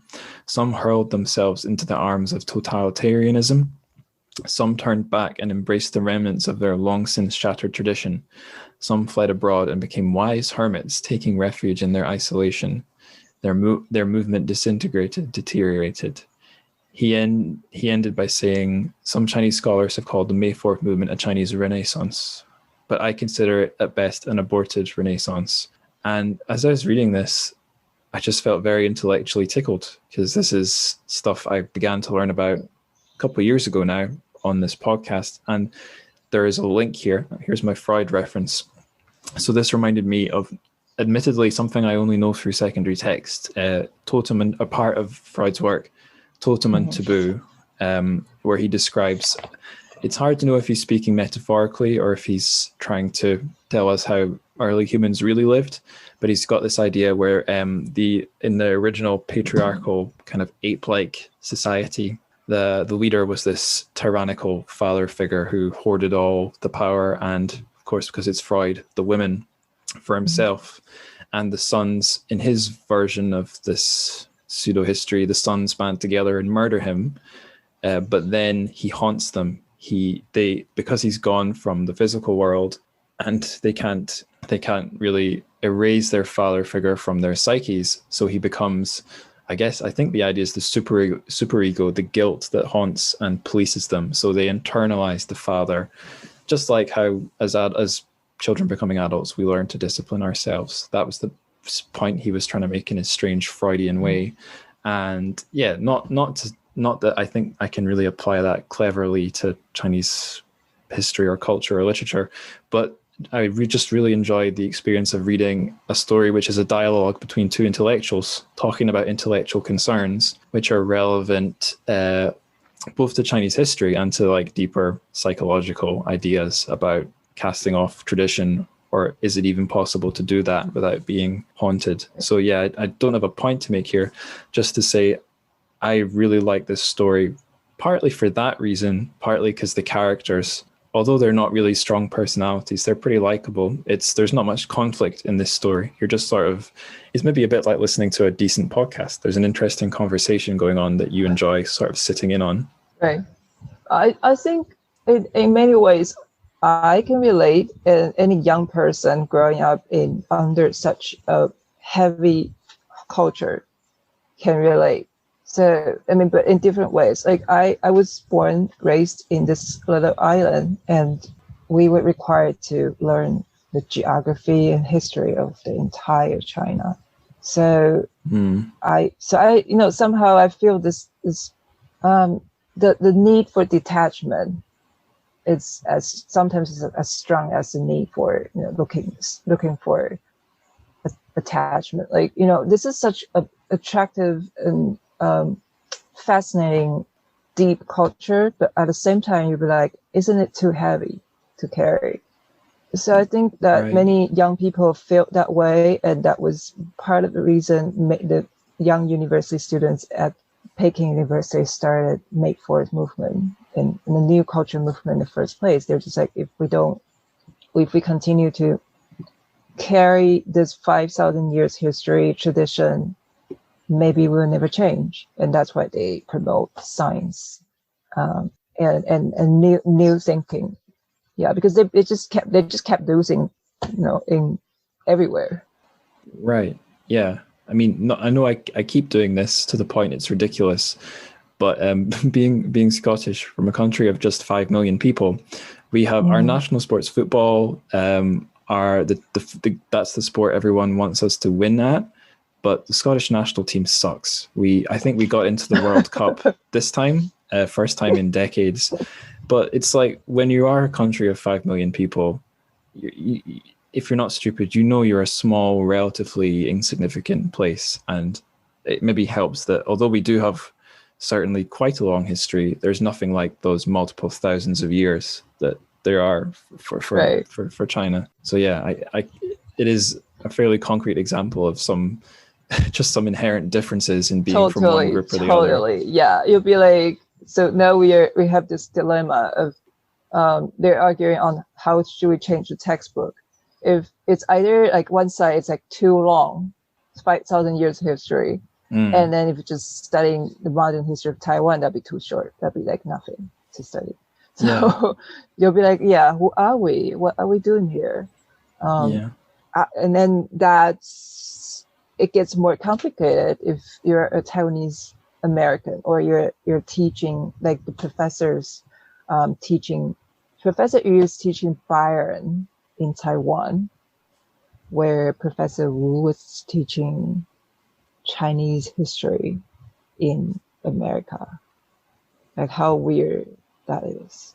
Yeah, it's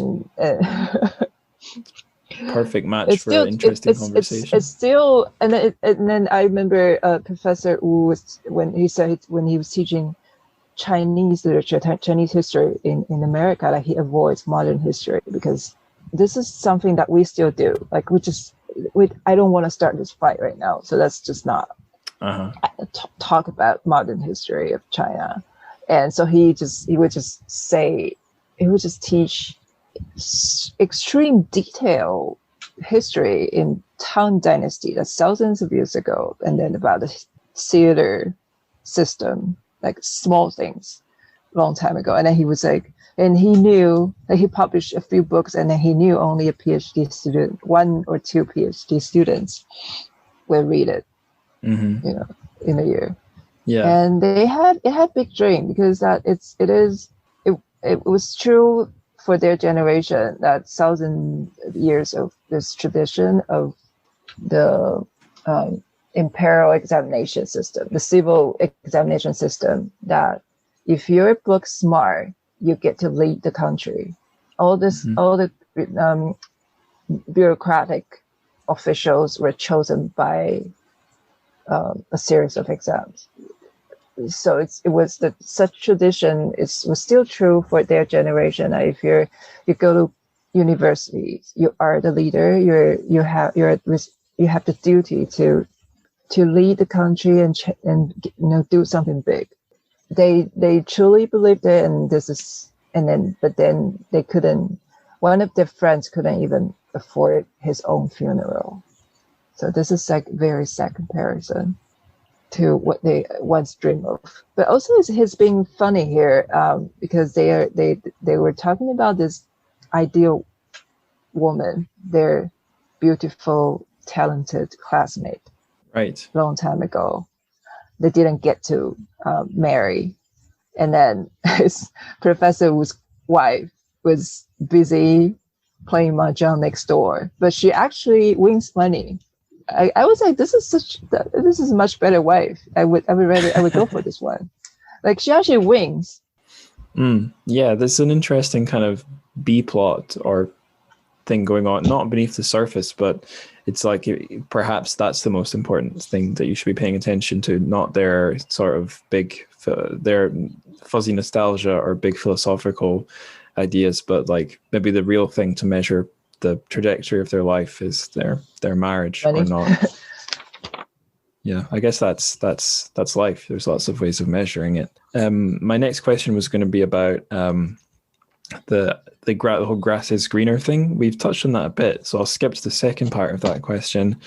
Can you relate to these guys as being a Taiwanese person? The question was originally written as a Taiwanese person currently living in the USA, but even better, you've since gone back to Taiwan, so you've done both in both directions. So can you relate to either man's nostalgia here?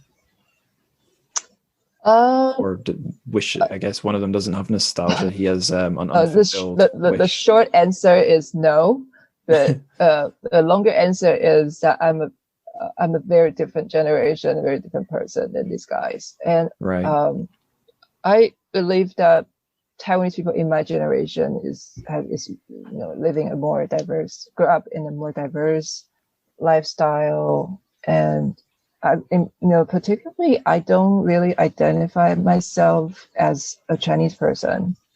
So, and I'm not academic. So, I mean, a lot of things, what they say, I think I know one or two people or like 10 people who are like that, but they're usually older. But what's interesting about that generation is that he mentioned the grant offered by Harvard University. Like, I think for their generation, no one could really afford going to study abroad. And the only way is to compete for the grants. And American universities offer quite a few opportunities for Taiwanese scholars during the time, I think 70s, 60s.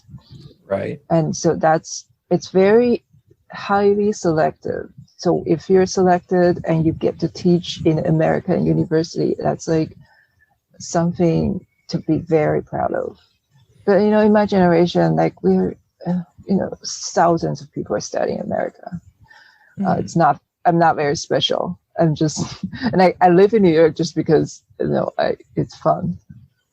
So it's a very, because I want to be cool. It's something, I think that the value has changed so much, but I think that this American influence is still here.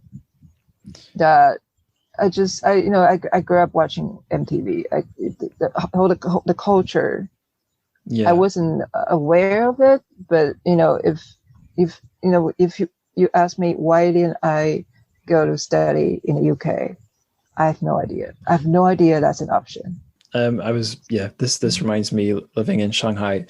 Well, during my time in China, but maybe Shanghai especially, something I noticed quite a lot of parallels between the Chinese people I met and the American people I met. They were much more similar than I would have ever first have expected. And one thing I felt they had in common was the tendency to think that the Western world and America are synonyms, and that if you're going to go from your country to the West, that you are by default going to the States. And I was often puzzled as to why. There are certainly lots of other options. It's not the only developed country in the West by any means, but the more time I spent living there and at Shanghai High School, where a lot of the time I was helping the students prepare their American university statement applications, I realized maybe one big reason it's I think the number that are going, the cool kids like you want to go hang out with the hipsters in Brooklyn or whatever are a minority. The biggest reason I was seeing for wanting to go to the States was the prestige of the universities. Harvard and Yale and so on, rightly so, those are great universities, but that was the big motivation I saw for going to the States. Either that or just kind of cultural hegemony, which makes it the default because it's the most present in people's minds. I think it's just all these are under one huge umbrella of American diplomatic strategy. Right. They put a lot of money on this. Prevailing of American culture is their full-time job. So, part of the prestige university rankings. I mean, they create the rankings. Right. Otherwise, like how do you know if a school is good or not? I mean, you check U.S. news, it's U.S. news, and then the best schools among the top 100 best university in the world, and 99 of them are American schools. So, how's that possible? So, I know, it's just the whole world, the whole planet is just a huge capitalist, germ that we're in. This is usually the point of an episode where I go, "Oh God," and then we go to the next question. Capitalism. Yeah. It's I've heard it's a thing that exists. I know. Eh? Next section.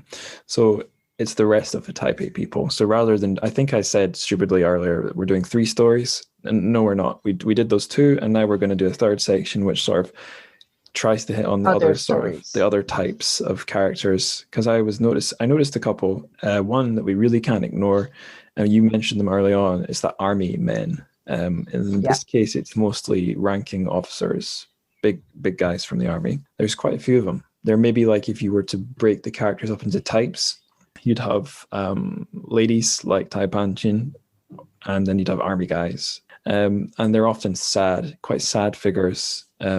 Sometimes I suppose you could attribute that to losing a war and wanting to go back, even though that's just sort of a fantasy, if you're being honest with yourself. But I wanted to ask you, have you met such people? Have you met these ex-military figures as older men, or by proxy? I've met their children, right? Mostly. I wasn't that aware when I was younger, but then I realized, so they're high-ranking officers. They'll usually live up on the hills in a nice house, mansions, that have cars. So when I was in my teen age, I hung out with very cool people, rock and roll producers, where they actually produce the best-selling records. We don't say records anymore. CDs or music albums. Records is good. Yeah, it's timeless.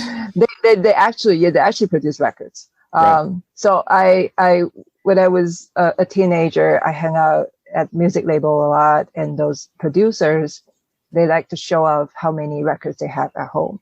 One of them he's my godfather actually, and he had 20,000 records at home. Oh my goodness. So I wasn't aware that means money. Like I didn't know how much. Again, I couldn't afford any of them. But then years later, I just realized how wealthy his family was. Yeah, even just to have that much space, never mind the money. And then the access to it, because it wasn't that easy to buy all those records. So then I realized, their parents were all somehow related to high-ranking officers' families. So and then they spoke Mandarin, they're Mandarins. So actually a lot of important artwork or creative works are done by the second generation of high-ranking officers, because they had more access to the culture and the education. And then there are lower-ranking soldiers who may or may not be educated before. So actually some of my elementary school teachers are incredibly old to us. Like we were like, how could he still be teaching? And he usually had accent that no one understood. So we mocked these old teachers a lot. So they are veterans. Right. If they know how to read and write, or they had a degree before, they get a teaching job. And being surrounded by kids like us, we're just like, what are these guys? And then we couldn't understand what he said. And then the phrases, the words are all different. And there are even lower ranking officers who couldn't even read, and they have this military villages to put the veterans, and they're usually here without their wives and family. And then when they're here long enough, they'll marry someone much younger, and not talking to each other for the entire life. So that's just typical stories. Right. Yeah. So sort of tragic, disjointed lives, I guess.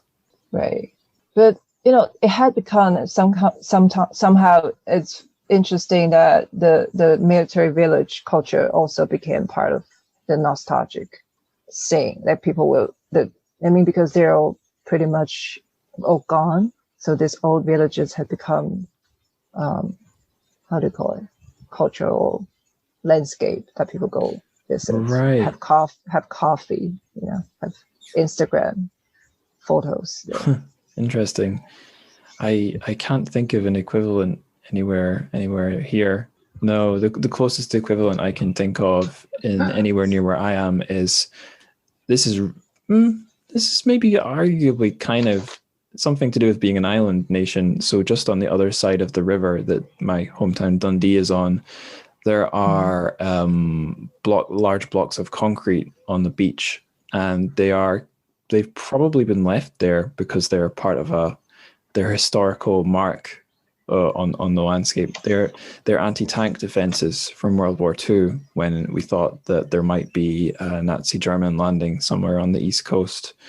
But there's not really any sad figures attached with them, and there's nothing hip about them. They're more just sort of geology now. But yeah, they can look hip if you use the right filter. Totally. Instagram filter. Yeah, if I sit my girlfriend on the right one and get the right angle, definitely. Yes, a girl and the filter, and everything will look Instagrammable. Absolutely. Glad we agree.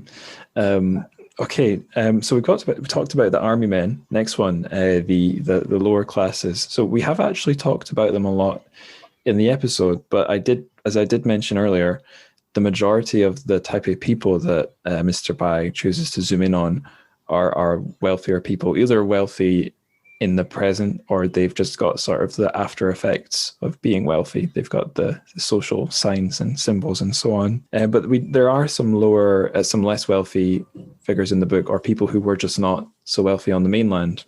Right. They are there. They're just outnumbered.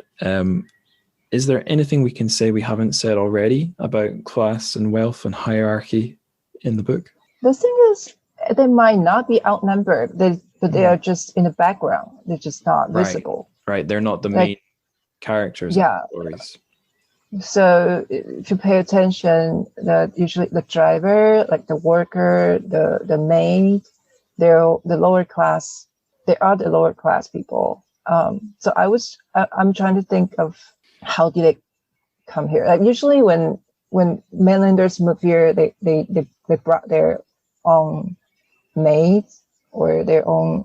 Well, sometimes it's just like if they're if they're a higher ranking officer, it's usually their subordinates who doesn't have a family, and they just like they have to offer him a place to sleep, and it's usually the driver. Yeah, there was a Chinese word which is preserved in the English translation, which I hadn't come across before living in China, but it's all over this book. Oh, I need to remind myself what it was.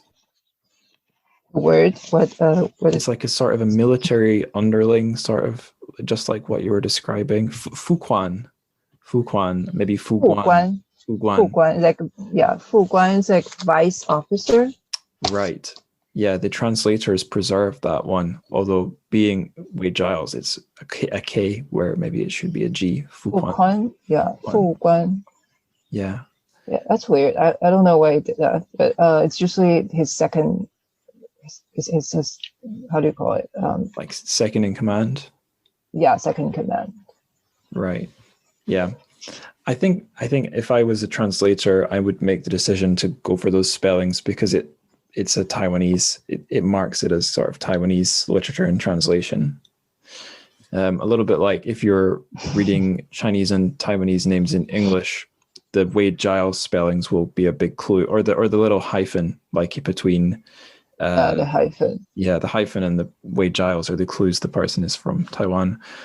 So it's got an advantage in that sense, but the disadvantage is the spellings don't match the spellings. The hyphen. I lost the hyphen in my name in New York.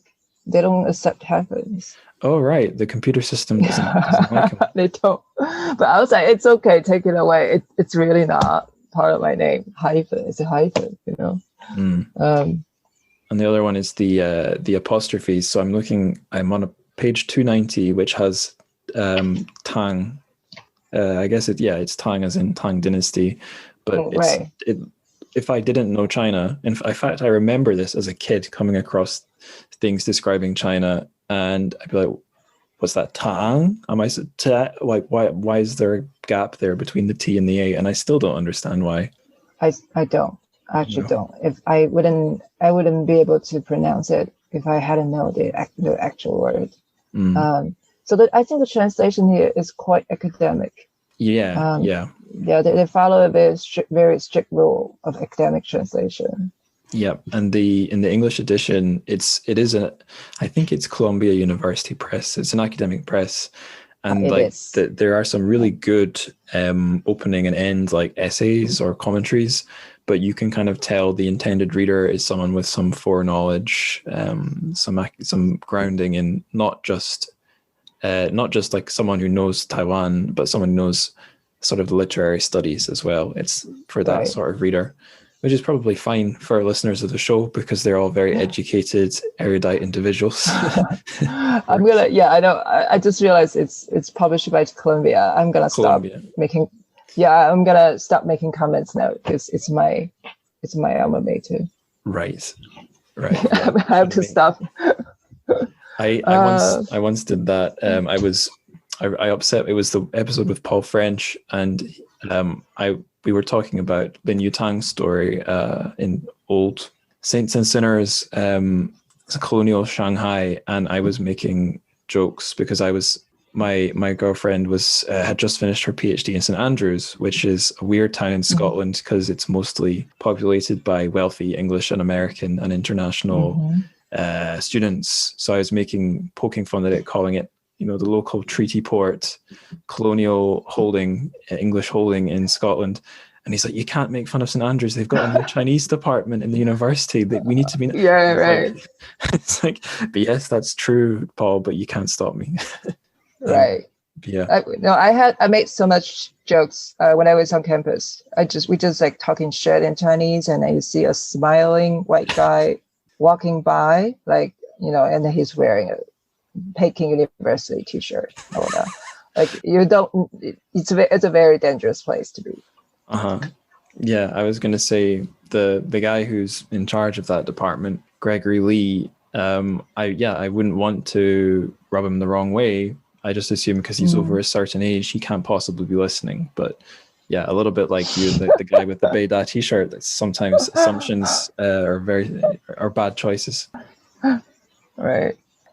Yeah. Did you read any of the other stories in Taipei People or any of his Hsien-yung's other works? Yeah, I read the whole book once. I reread Winter Nights and Taipanchin for this episode, and I believe I reread at least one of the essays, but other by Hsien-yung, no. I did, in my episode on Qiu Miaojin, I did get a bit of an education in Crystal Boys from my guest, Connor Stewart, because he wanted to talk about other, well, I guess for whatever reason it arose in conversation. Because I think Crystal Boys has a sort of a parallel story in Taipei People about, it came up because we were talking about the park. By chance, I visited the park Crystal Boys is set in when I was visiting Taipei, and we talked a little bit about that. Oh, right.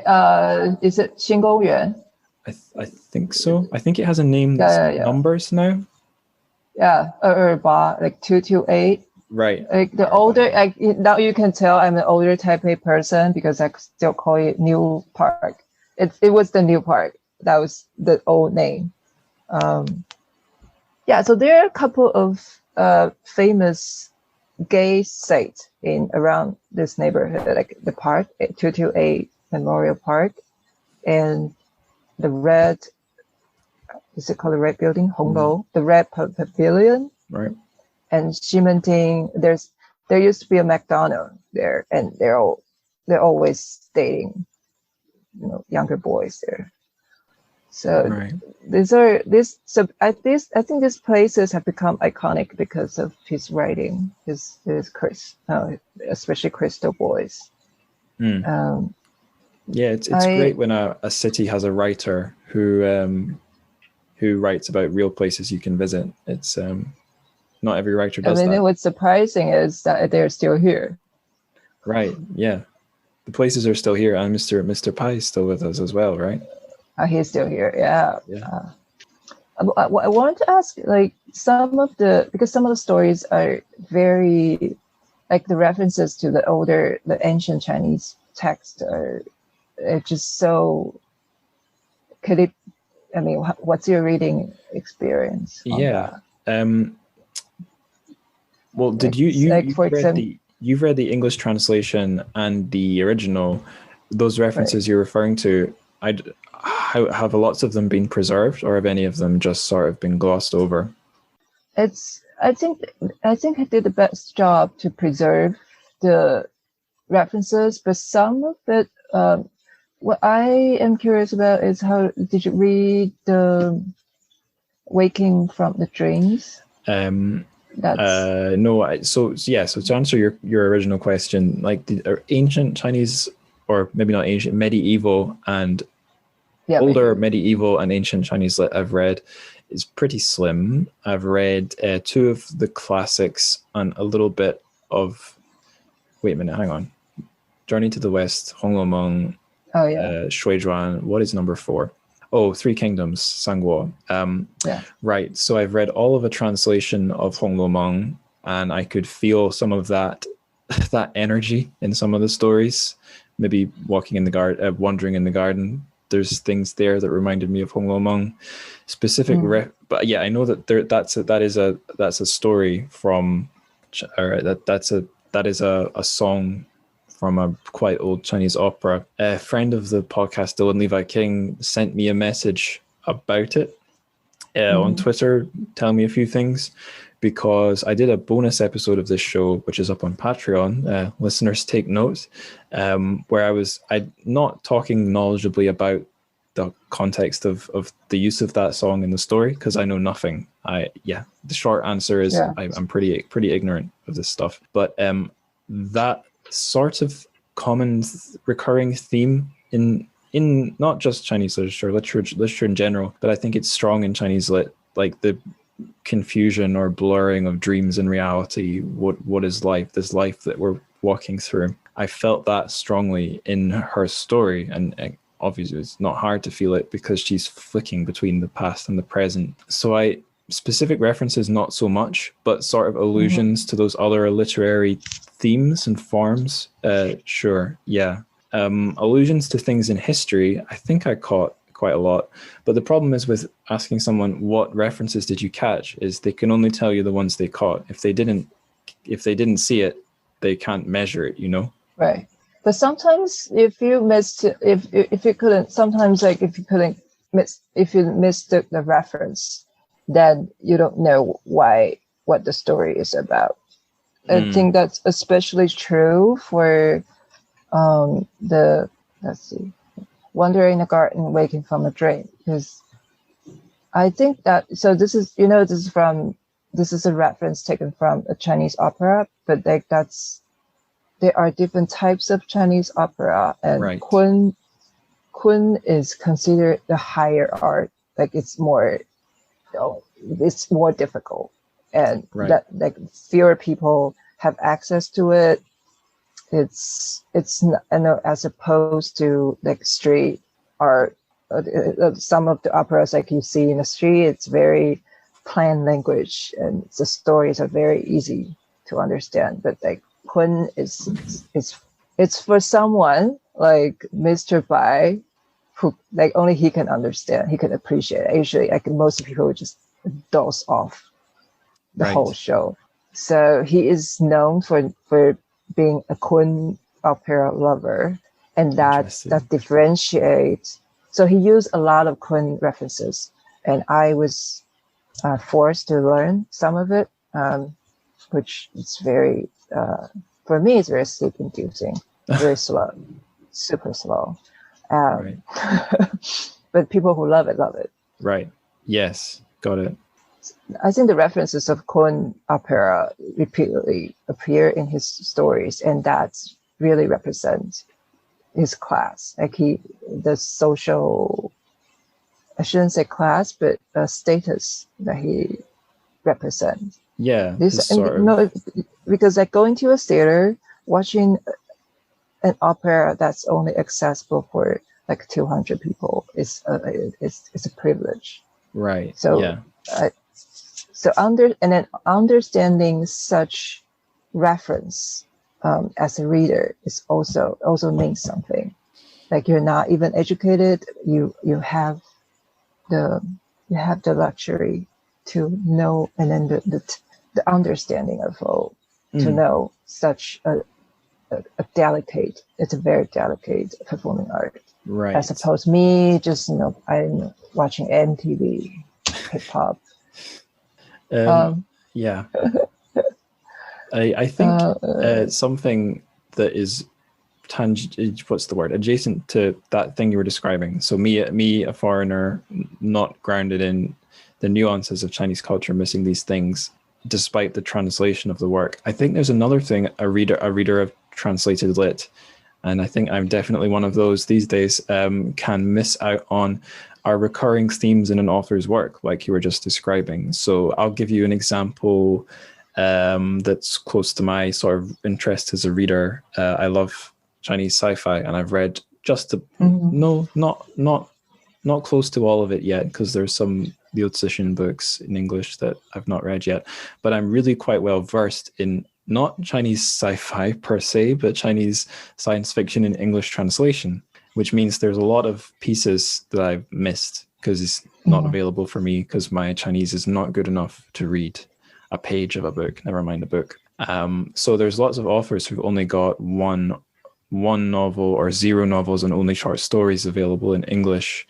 So just plucking one easy example, Hao Jingfang, who's most famous for Folding Beijing, Beijing Zhidia, which is just like a, what do they call it? Yeah. Which is like a novelette, they call it in English. So not even really long enough to be a novel, I think is the idea. It's just sort of a quite long form short story. So I've read that, translated by Ken Liu, and then one of her sci-fi novels, which is available in English, Vagabonds, Liu Lang Ma Ersi is the Chinese name. But she has a lot of other, or at least some other books out there which are not translated to English yet. And there's one which you can get in Japanese, linking back to what we were saying earlier, possibly other languages, but certainly not English, which is a literary fiction novel. So I guess realist, or at least not clearly in any genre. It's called Born in 1984. At least that's the Chinese name is the same, or more or less the same. Born in 1984. And that's her literary part of her persona as a literary writer. So, and there's some writers who are like that. Famously, there's a guy, a Scottish author, funnily enough, who I always bring up, Ian Banks, who was kind of had a split personality as a writer. He had these literary realist works, which were maybe like a third of his output, or half, I think a third. And then the rest was like really nerdy space operas. And if you were reading both, you might see common themes or not. But I'm sure in Hao Jingfang, you'd see common themes, because her science fiction writing doesn't feel like it's strictly for a genre. It has a sort of literary grounding, but you're not going to see what those common themes are if you're me, because you're only reading a tiny snippet of all her output. Just like with Mr. Bai here, even if I was a master of Chinese opera, I couldn't know from reading this one book the full significance of his use of Kun opera here, because I suppose I could have access to a fuller picture if other of his books are available in English, but the example still holds, because they're not on bookshelves here. Right. And also that's I think this is leading to our next question on, remember I mentioned the debate between the native Taiwanese culture and the Chinese culture, the classy Chinese culture. So Kun is considered as a very refined culture, and it was generally believed that Taiwanese opera was more vulgar or street art style. So if you go to a more expensive, a higher end theater to watch Kun, like by Hsien-yung work is considered more refined, higher class. And there was, I believe in the 80s, there was a debate between the nativism of Taiwanese literature that, what is Taiwan, what represents Taiwanese literature. Since they've been debating since the 70s and still have no answer to it, we don't have to rush to have a conclusion tonight. No. But I just wanted to bring this up that, if anyone just brings up like what is Taiwanese literature again, you'll be like, yo, I don't know. No one knows. They've been talking about this. So the natives that they criticize the people like Hsien-yung are outsiders, and they colonize us. They're the people with privilege.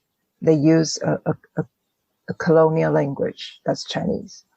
But what's interesting and probably sad is that the people who are debating, even if they represent native literature, they couldn't speak. They couldn't do this debate in full Taiwanese language. I couldn't. Yeah. We've all lost the original, the dialect. So, I was being criticized for using mixed languages because I have. They say my Chinese writing is not Chinese enough because I'm trilingual. I use a lot of not English words, but like some grammatically Western, where I use a lot of Japanese Chinese words, which I think it shouldn't be wrong because language is a living thing, and this is how we speak now. If I'm writing about myself, it should be okay to mix languages, but in where you can see in Taipei people that the mixed use of languages is also happening there. And of course, you have to read original to know it. I don't know if any translator is able to present that in the translated version. But I think he captured that. He does capture that, even if they're all from the mainland. But China is a huge country, and they're all coming from different social classes of different provinces and villages. So they speak different languages. Right. Yeah, I noticed while reading the translation, there were some characters who were signaled in the translation as maybe being provincial or less wealthy. They had there was a folksy style to their English, and I kind of got the sense it was because if you want to have a folksy style, it has to be pinned to some geographic place. And among most translators, and as a reader, I've heard it said and generally agreed, that's just a huge no-no. If you try and represent, I don't know, a Beijinger by having him speak in like Cockney style English, it's just going to be cringeworthy and awful. But I thought actually in this translation, it wasn't too bad. A little weird here or there, but maybe the only good example I've seen of like, I don't know, I think there were maybe a couple of characters they were servants, and I got the feeling that their sort of version of English being used was like African Americans from the American South, which there's a million ways you could say pick a point at that and call it politically incorrect. Yeah. But at least in terms of pure literary aesthetics, it didn't read too weirdly. It worked surprisingly, I thought. I was itching to launch into another screed about Scotland and not being able to speak one's. No. I'd like to, but we've been going a while, and I know I should be having my dinner, so maybe we can save that for another time. But yeah, let's get on to the miscellaneous section now. First miscellaneous question: if you can suggest a Chinese or Taiwanese word of the day for this book, or for any of the stories in this book, is there any you would go for? I'll go for dream. Dream in Mandarin Chinese is màng.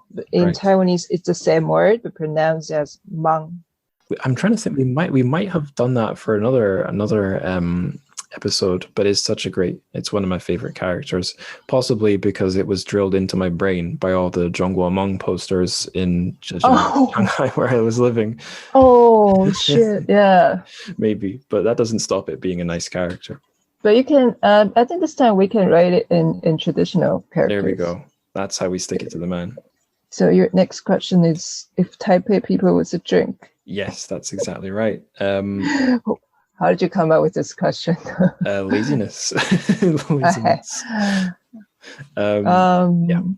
So it's a green plum season in May in Taiwan, and all my friends, all my hipster friends, they just start Instagramming their plum wine photos, their homemade plum wine photos.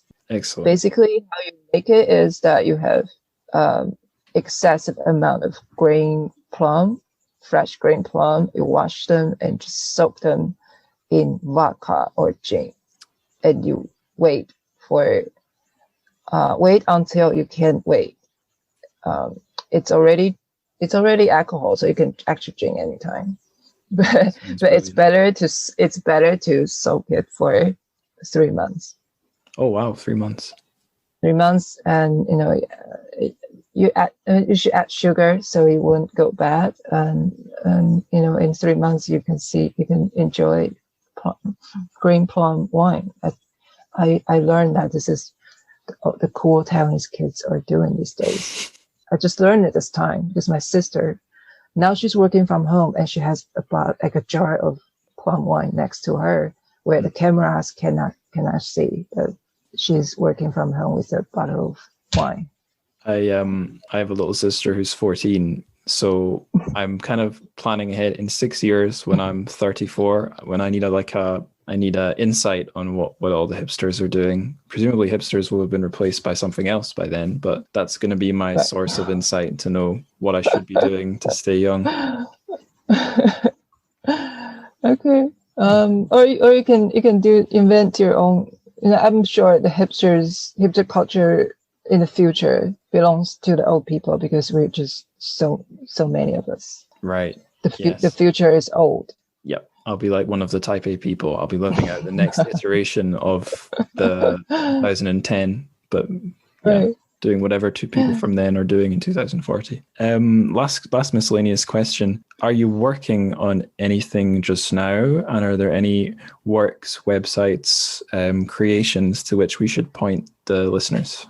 I'll share my website. Will you post it on the page? Yeah, I'll put it in the show notes for listeners, so like the episode. But that's like an older edition of what I'm doing. I should probably update it now. I'm writing a movie script, like I mentioned before, a movie script of how the Republic Chinese government secretly moved million kilometers of gold to Taiwan in 1949. And this year I'm doing an experiment with an independent publisher by publishing my novels in electronic first edition. Oh, cool. Just so I have this inspiration from music industry that they release digital singles just to try out, and the electronic release itself is the advertisement. So I was like, we should do this and just publish an ebook. And since now people are stuck where they are, it's not very easy to buy a physical book. So let's do electronic books first. And then I serialize stories on different subjects. So far I am working on this third one. The first one is freezing eggs, like women's female eggs. Right. The second one is polyamorous, story about a polyamorous community, which I know for real in New York. In New York, right? Yeah, they're all there in San Francisco and New York. And the third one, which is due in a few days. I hope I can get it. It's about the difference. It's about a man marrying a woman he met on dating app. There are 40 years in age differences. Oh gosh. 40. Yeah. These are all true stories, based on true stories. Right. So these are my stuff. Just for the listeners who are not going to check the show notes, what is the web address we should direct them to? The web address is www.office-sola.com. Yeah, Office Sola. solo.com. Solo.com. Got it. Okay, cool. That is all my miscellaneous questions, but it's a cheat because there is actually one more miscellaneous question, two more actually. For the reading. Yeah. If listeners want more like Taipei people, where would you direct them? And I know that I might be throwing a spanner in your works here, just mentioning this now, but this doesn't have to be anything from Taiwanese lit, Chinese lit. This could be anything really. Well, I have my favorite Taiwanese author, which is usually considered a counterpart of Mr. Bai, is Huang Chunming. He has he has many famous work, but one of the most famous stories, which also made into a movie, is called The Taste of an Apple. So I think he represents the natives, the native side of the same period of time of Taipei people. So The Taste of Apple is a story of a guy who got hit by an American man, but eventually the American man sent them apples to apologize, and that was the first time they taste an apple, so they feel like he's being hit by a car. So Huang Chunming, his stories is always he has a dark humor, and he's very warm and funny. He has many stories like that. Like, it's sad, but in the same time, you feel a lot of warmth. So, and his story is full of lower class people. Fantastic. So you can be a nice counterpart. Like, after reading Taipei People, maybe The Taste of Apple. So that's my recommendation. And so it can sort of like, another piece of a puzzle. You can have probably a better fuller image of what Taiwan looked like in the 70s. It's just occurred to me what my recommendation would be here. I can't believe I didn't mention this. It's a possible influence on this book, but certainly if you like little snapshots of Dubliners, you got it before I could say it. Yeah. If listeners don't know what Dubliners is, they might recall on the episode I had with Connor Stewart, our first Irish guest, I think so. Is it? If you don't count Yanga, who lived in Ireland for a while and I think possibly has an Irish husband, then he would be our first Irish guest. He mentioned the influence of James Joyce on Taiwanese lit, and I was not sure how one would measure that, but this book's one example, because I think Dubliners, which is also, if listeners don't know, lots of short stories about various individual characters, and what links them is they're all in Dublin. And I can't say more than that because I haven't read it. But no one finishes it. I mean, I started, not sure, I don't know where I stopped, but it's okay. Yeah. I wish I could say more, but I can't. Next question. What are you reading? What are you reading just now, if anything? I was reading something called the European Union Law. Oh, that's fun. Doesn't apply to me anymore. I know, because I had to finish all the prerequisites before the school starts. So that's my life is miserable right now for that. Because I just realized that there are 27 member states. Right. They all have different laws. Mm-hmm. Yes. And the UK is not one of them. No. Not anymore. No. Not anymore. Yeah, something I almost mentioned when we were talking about the burden of being from a country with a lot of history, a lot of people, a lot of land, is as a European, from most European countries are small, but there is perhaps the burden of some kind of collective identity. But you could do what the English electorate did and drag all of the UK out of that collective identity, but yet you're haunted by it. There's no escape, because you can't build a big rocket on the island and move it somewhere else. Anyway, I'll stop griping. This is a Chinese Lit podcast, not a British podcast. No, well, I mean, I didn't expect this. I didn't know you're Scottish, but the Scottish identity is something that we can probably explore a little more. For sure. On this how to call it, comparative identity crisis. Whoever my next guest is Darryl Stark. I don't know if he's Canadian or American, but yeah, I'll bombard the poor guy with my Scottishness even more. And maybe he's French Canadian. Oh, right. He's not. Yeah. I mean, we all have another side Well, if he is Canadian, a lot of the white Canadians who aren't French in their roots are often Scottish. So there could be, he might want to hear it. What was I going to say? Yeah, not spotting my name's Scottish. So we're talking about recognizing Taiwanese-ness in the hyphens and stuff, and the Wade Giles, and missing certain things just by virtue of your background. And I'm not trying to be mean here and nasty, but if someone was from the Anglosphere and they saw the name Angus Stewart, they'd say your name must be fake. It's cartoonishly Scottish. Angus is like the most Scottish male name, just about. The only way you could make me more Scottish is if you put a Mick or a Mac in front of my surname, Angus McStewart. But yeah, like, it's this thing I would assume wrongly that anyone who sees the name Angus would know, but of course that's completely false. A lot of Chinese friends, when they type my name, it becomes Augus because they associate my name with August, not with ancient Celtic traditions. Because why would they?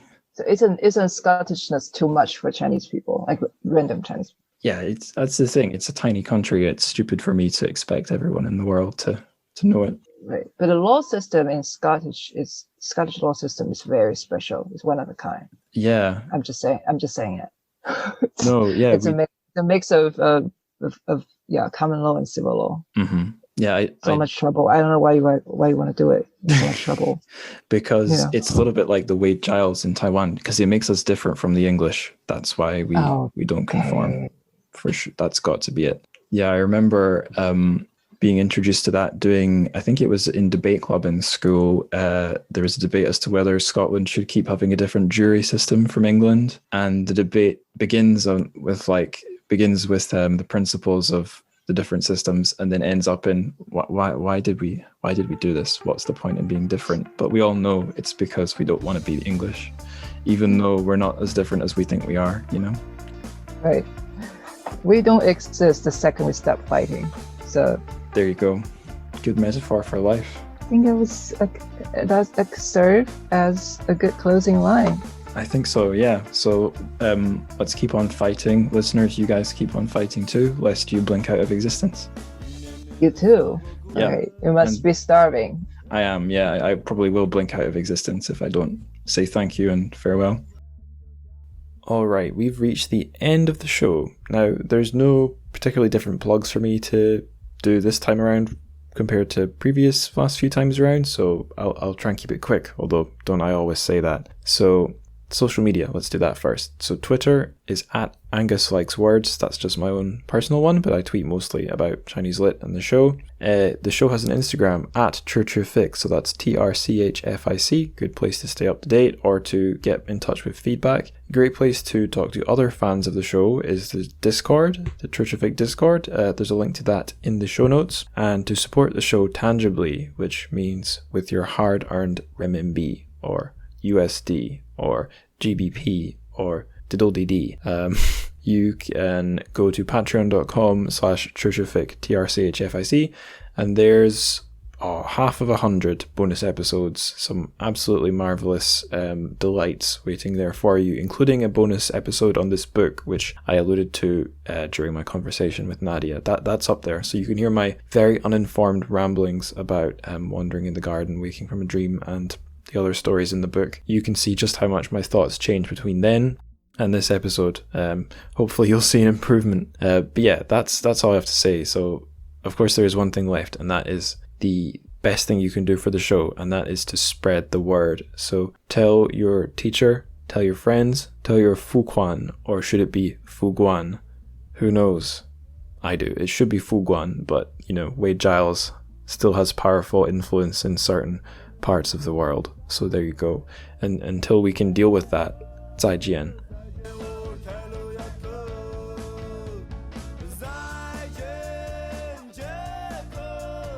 再见，我开了。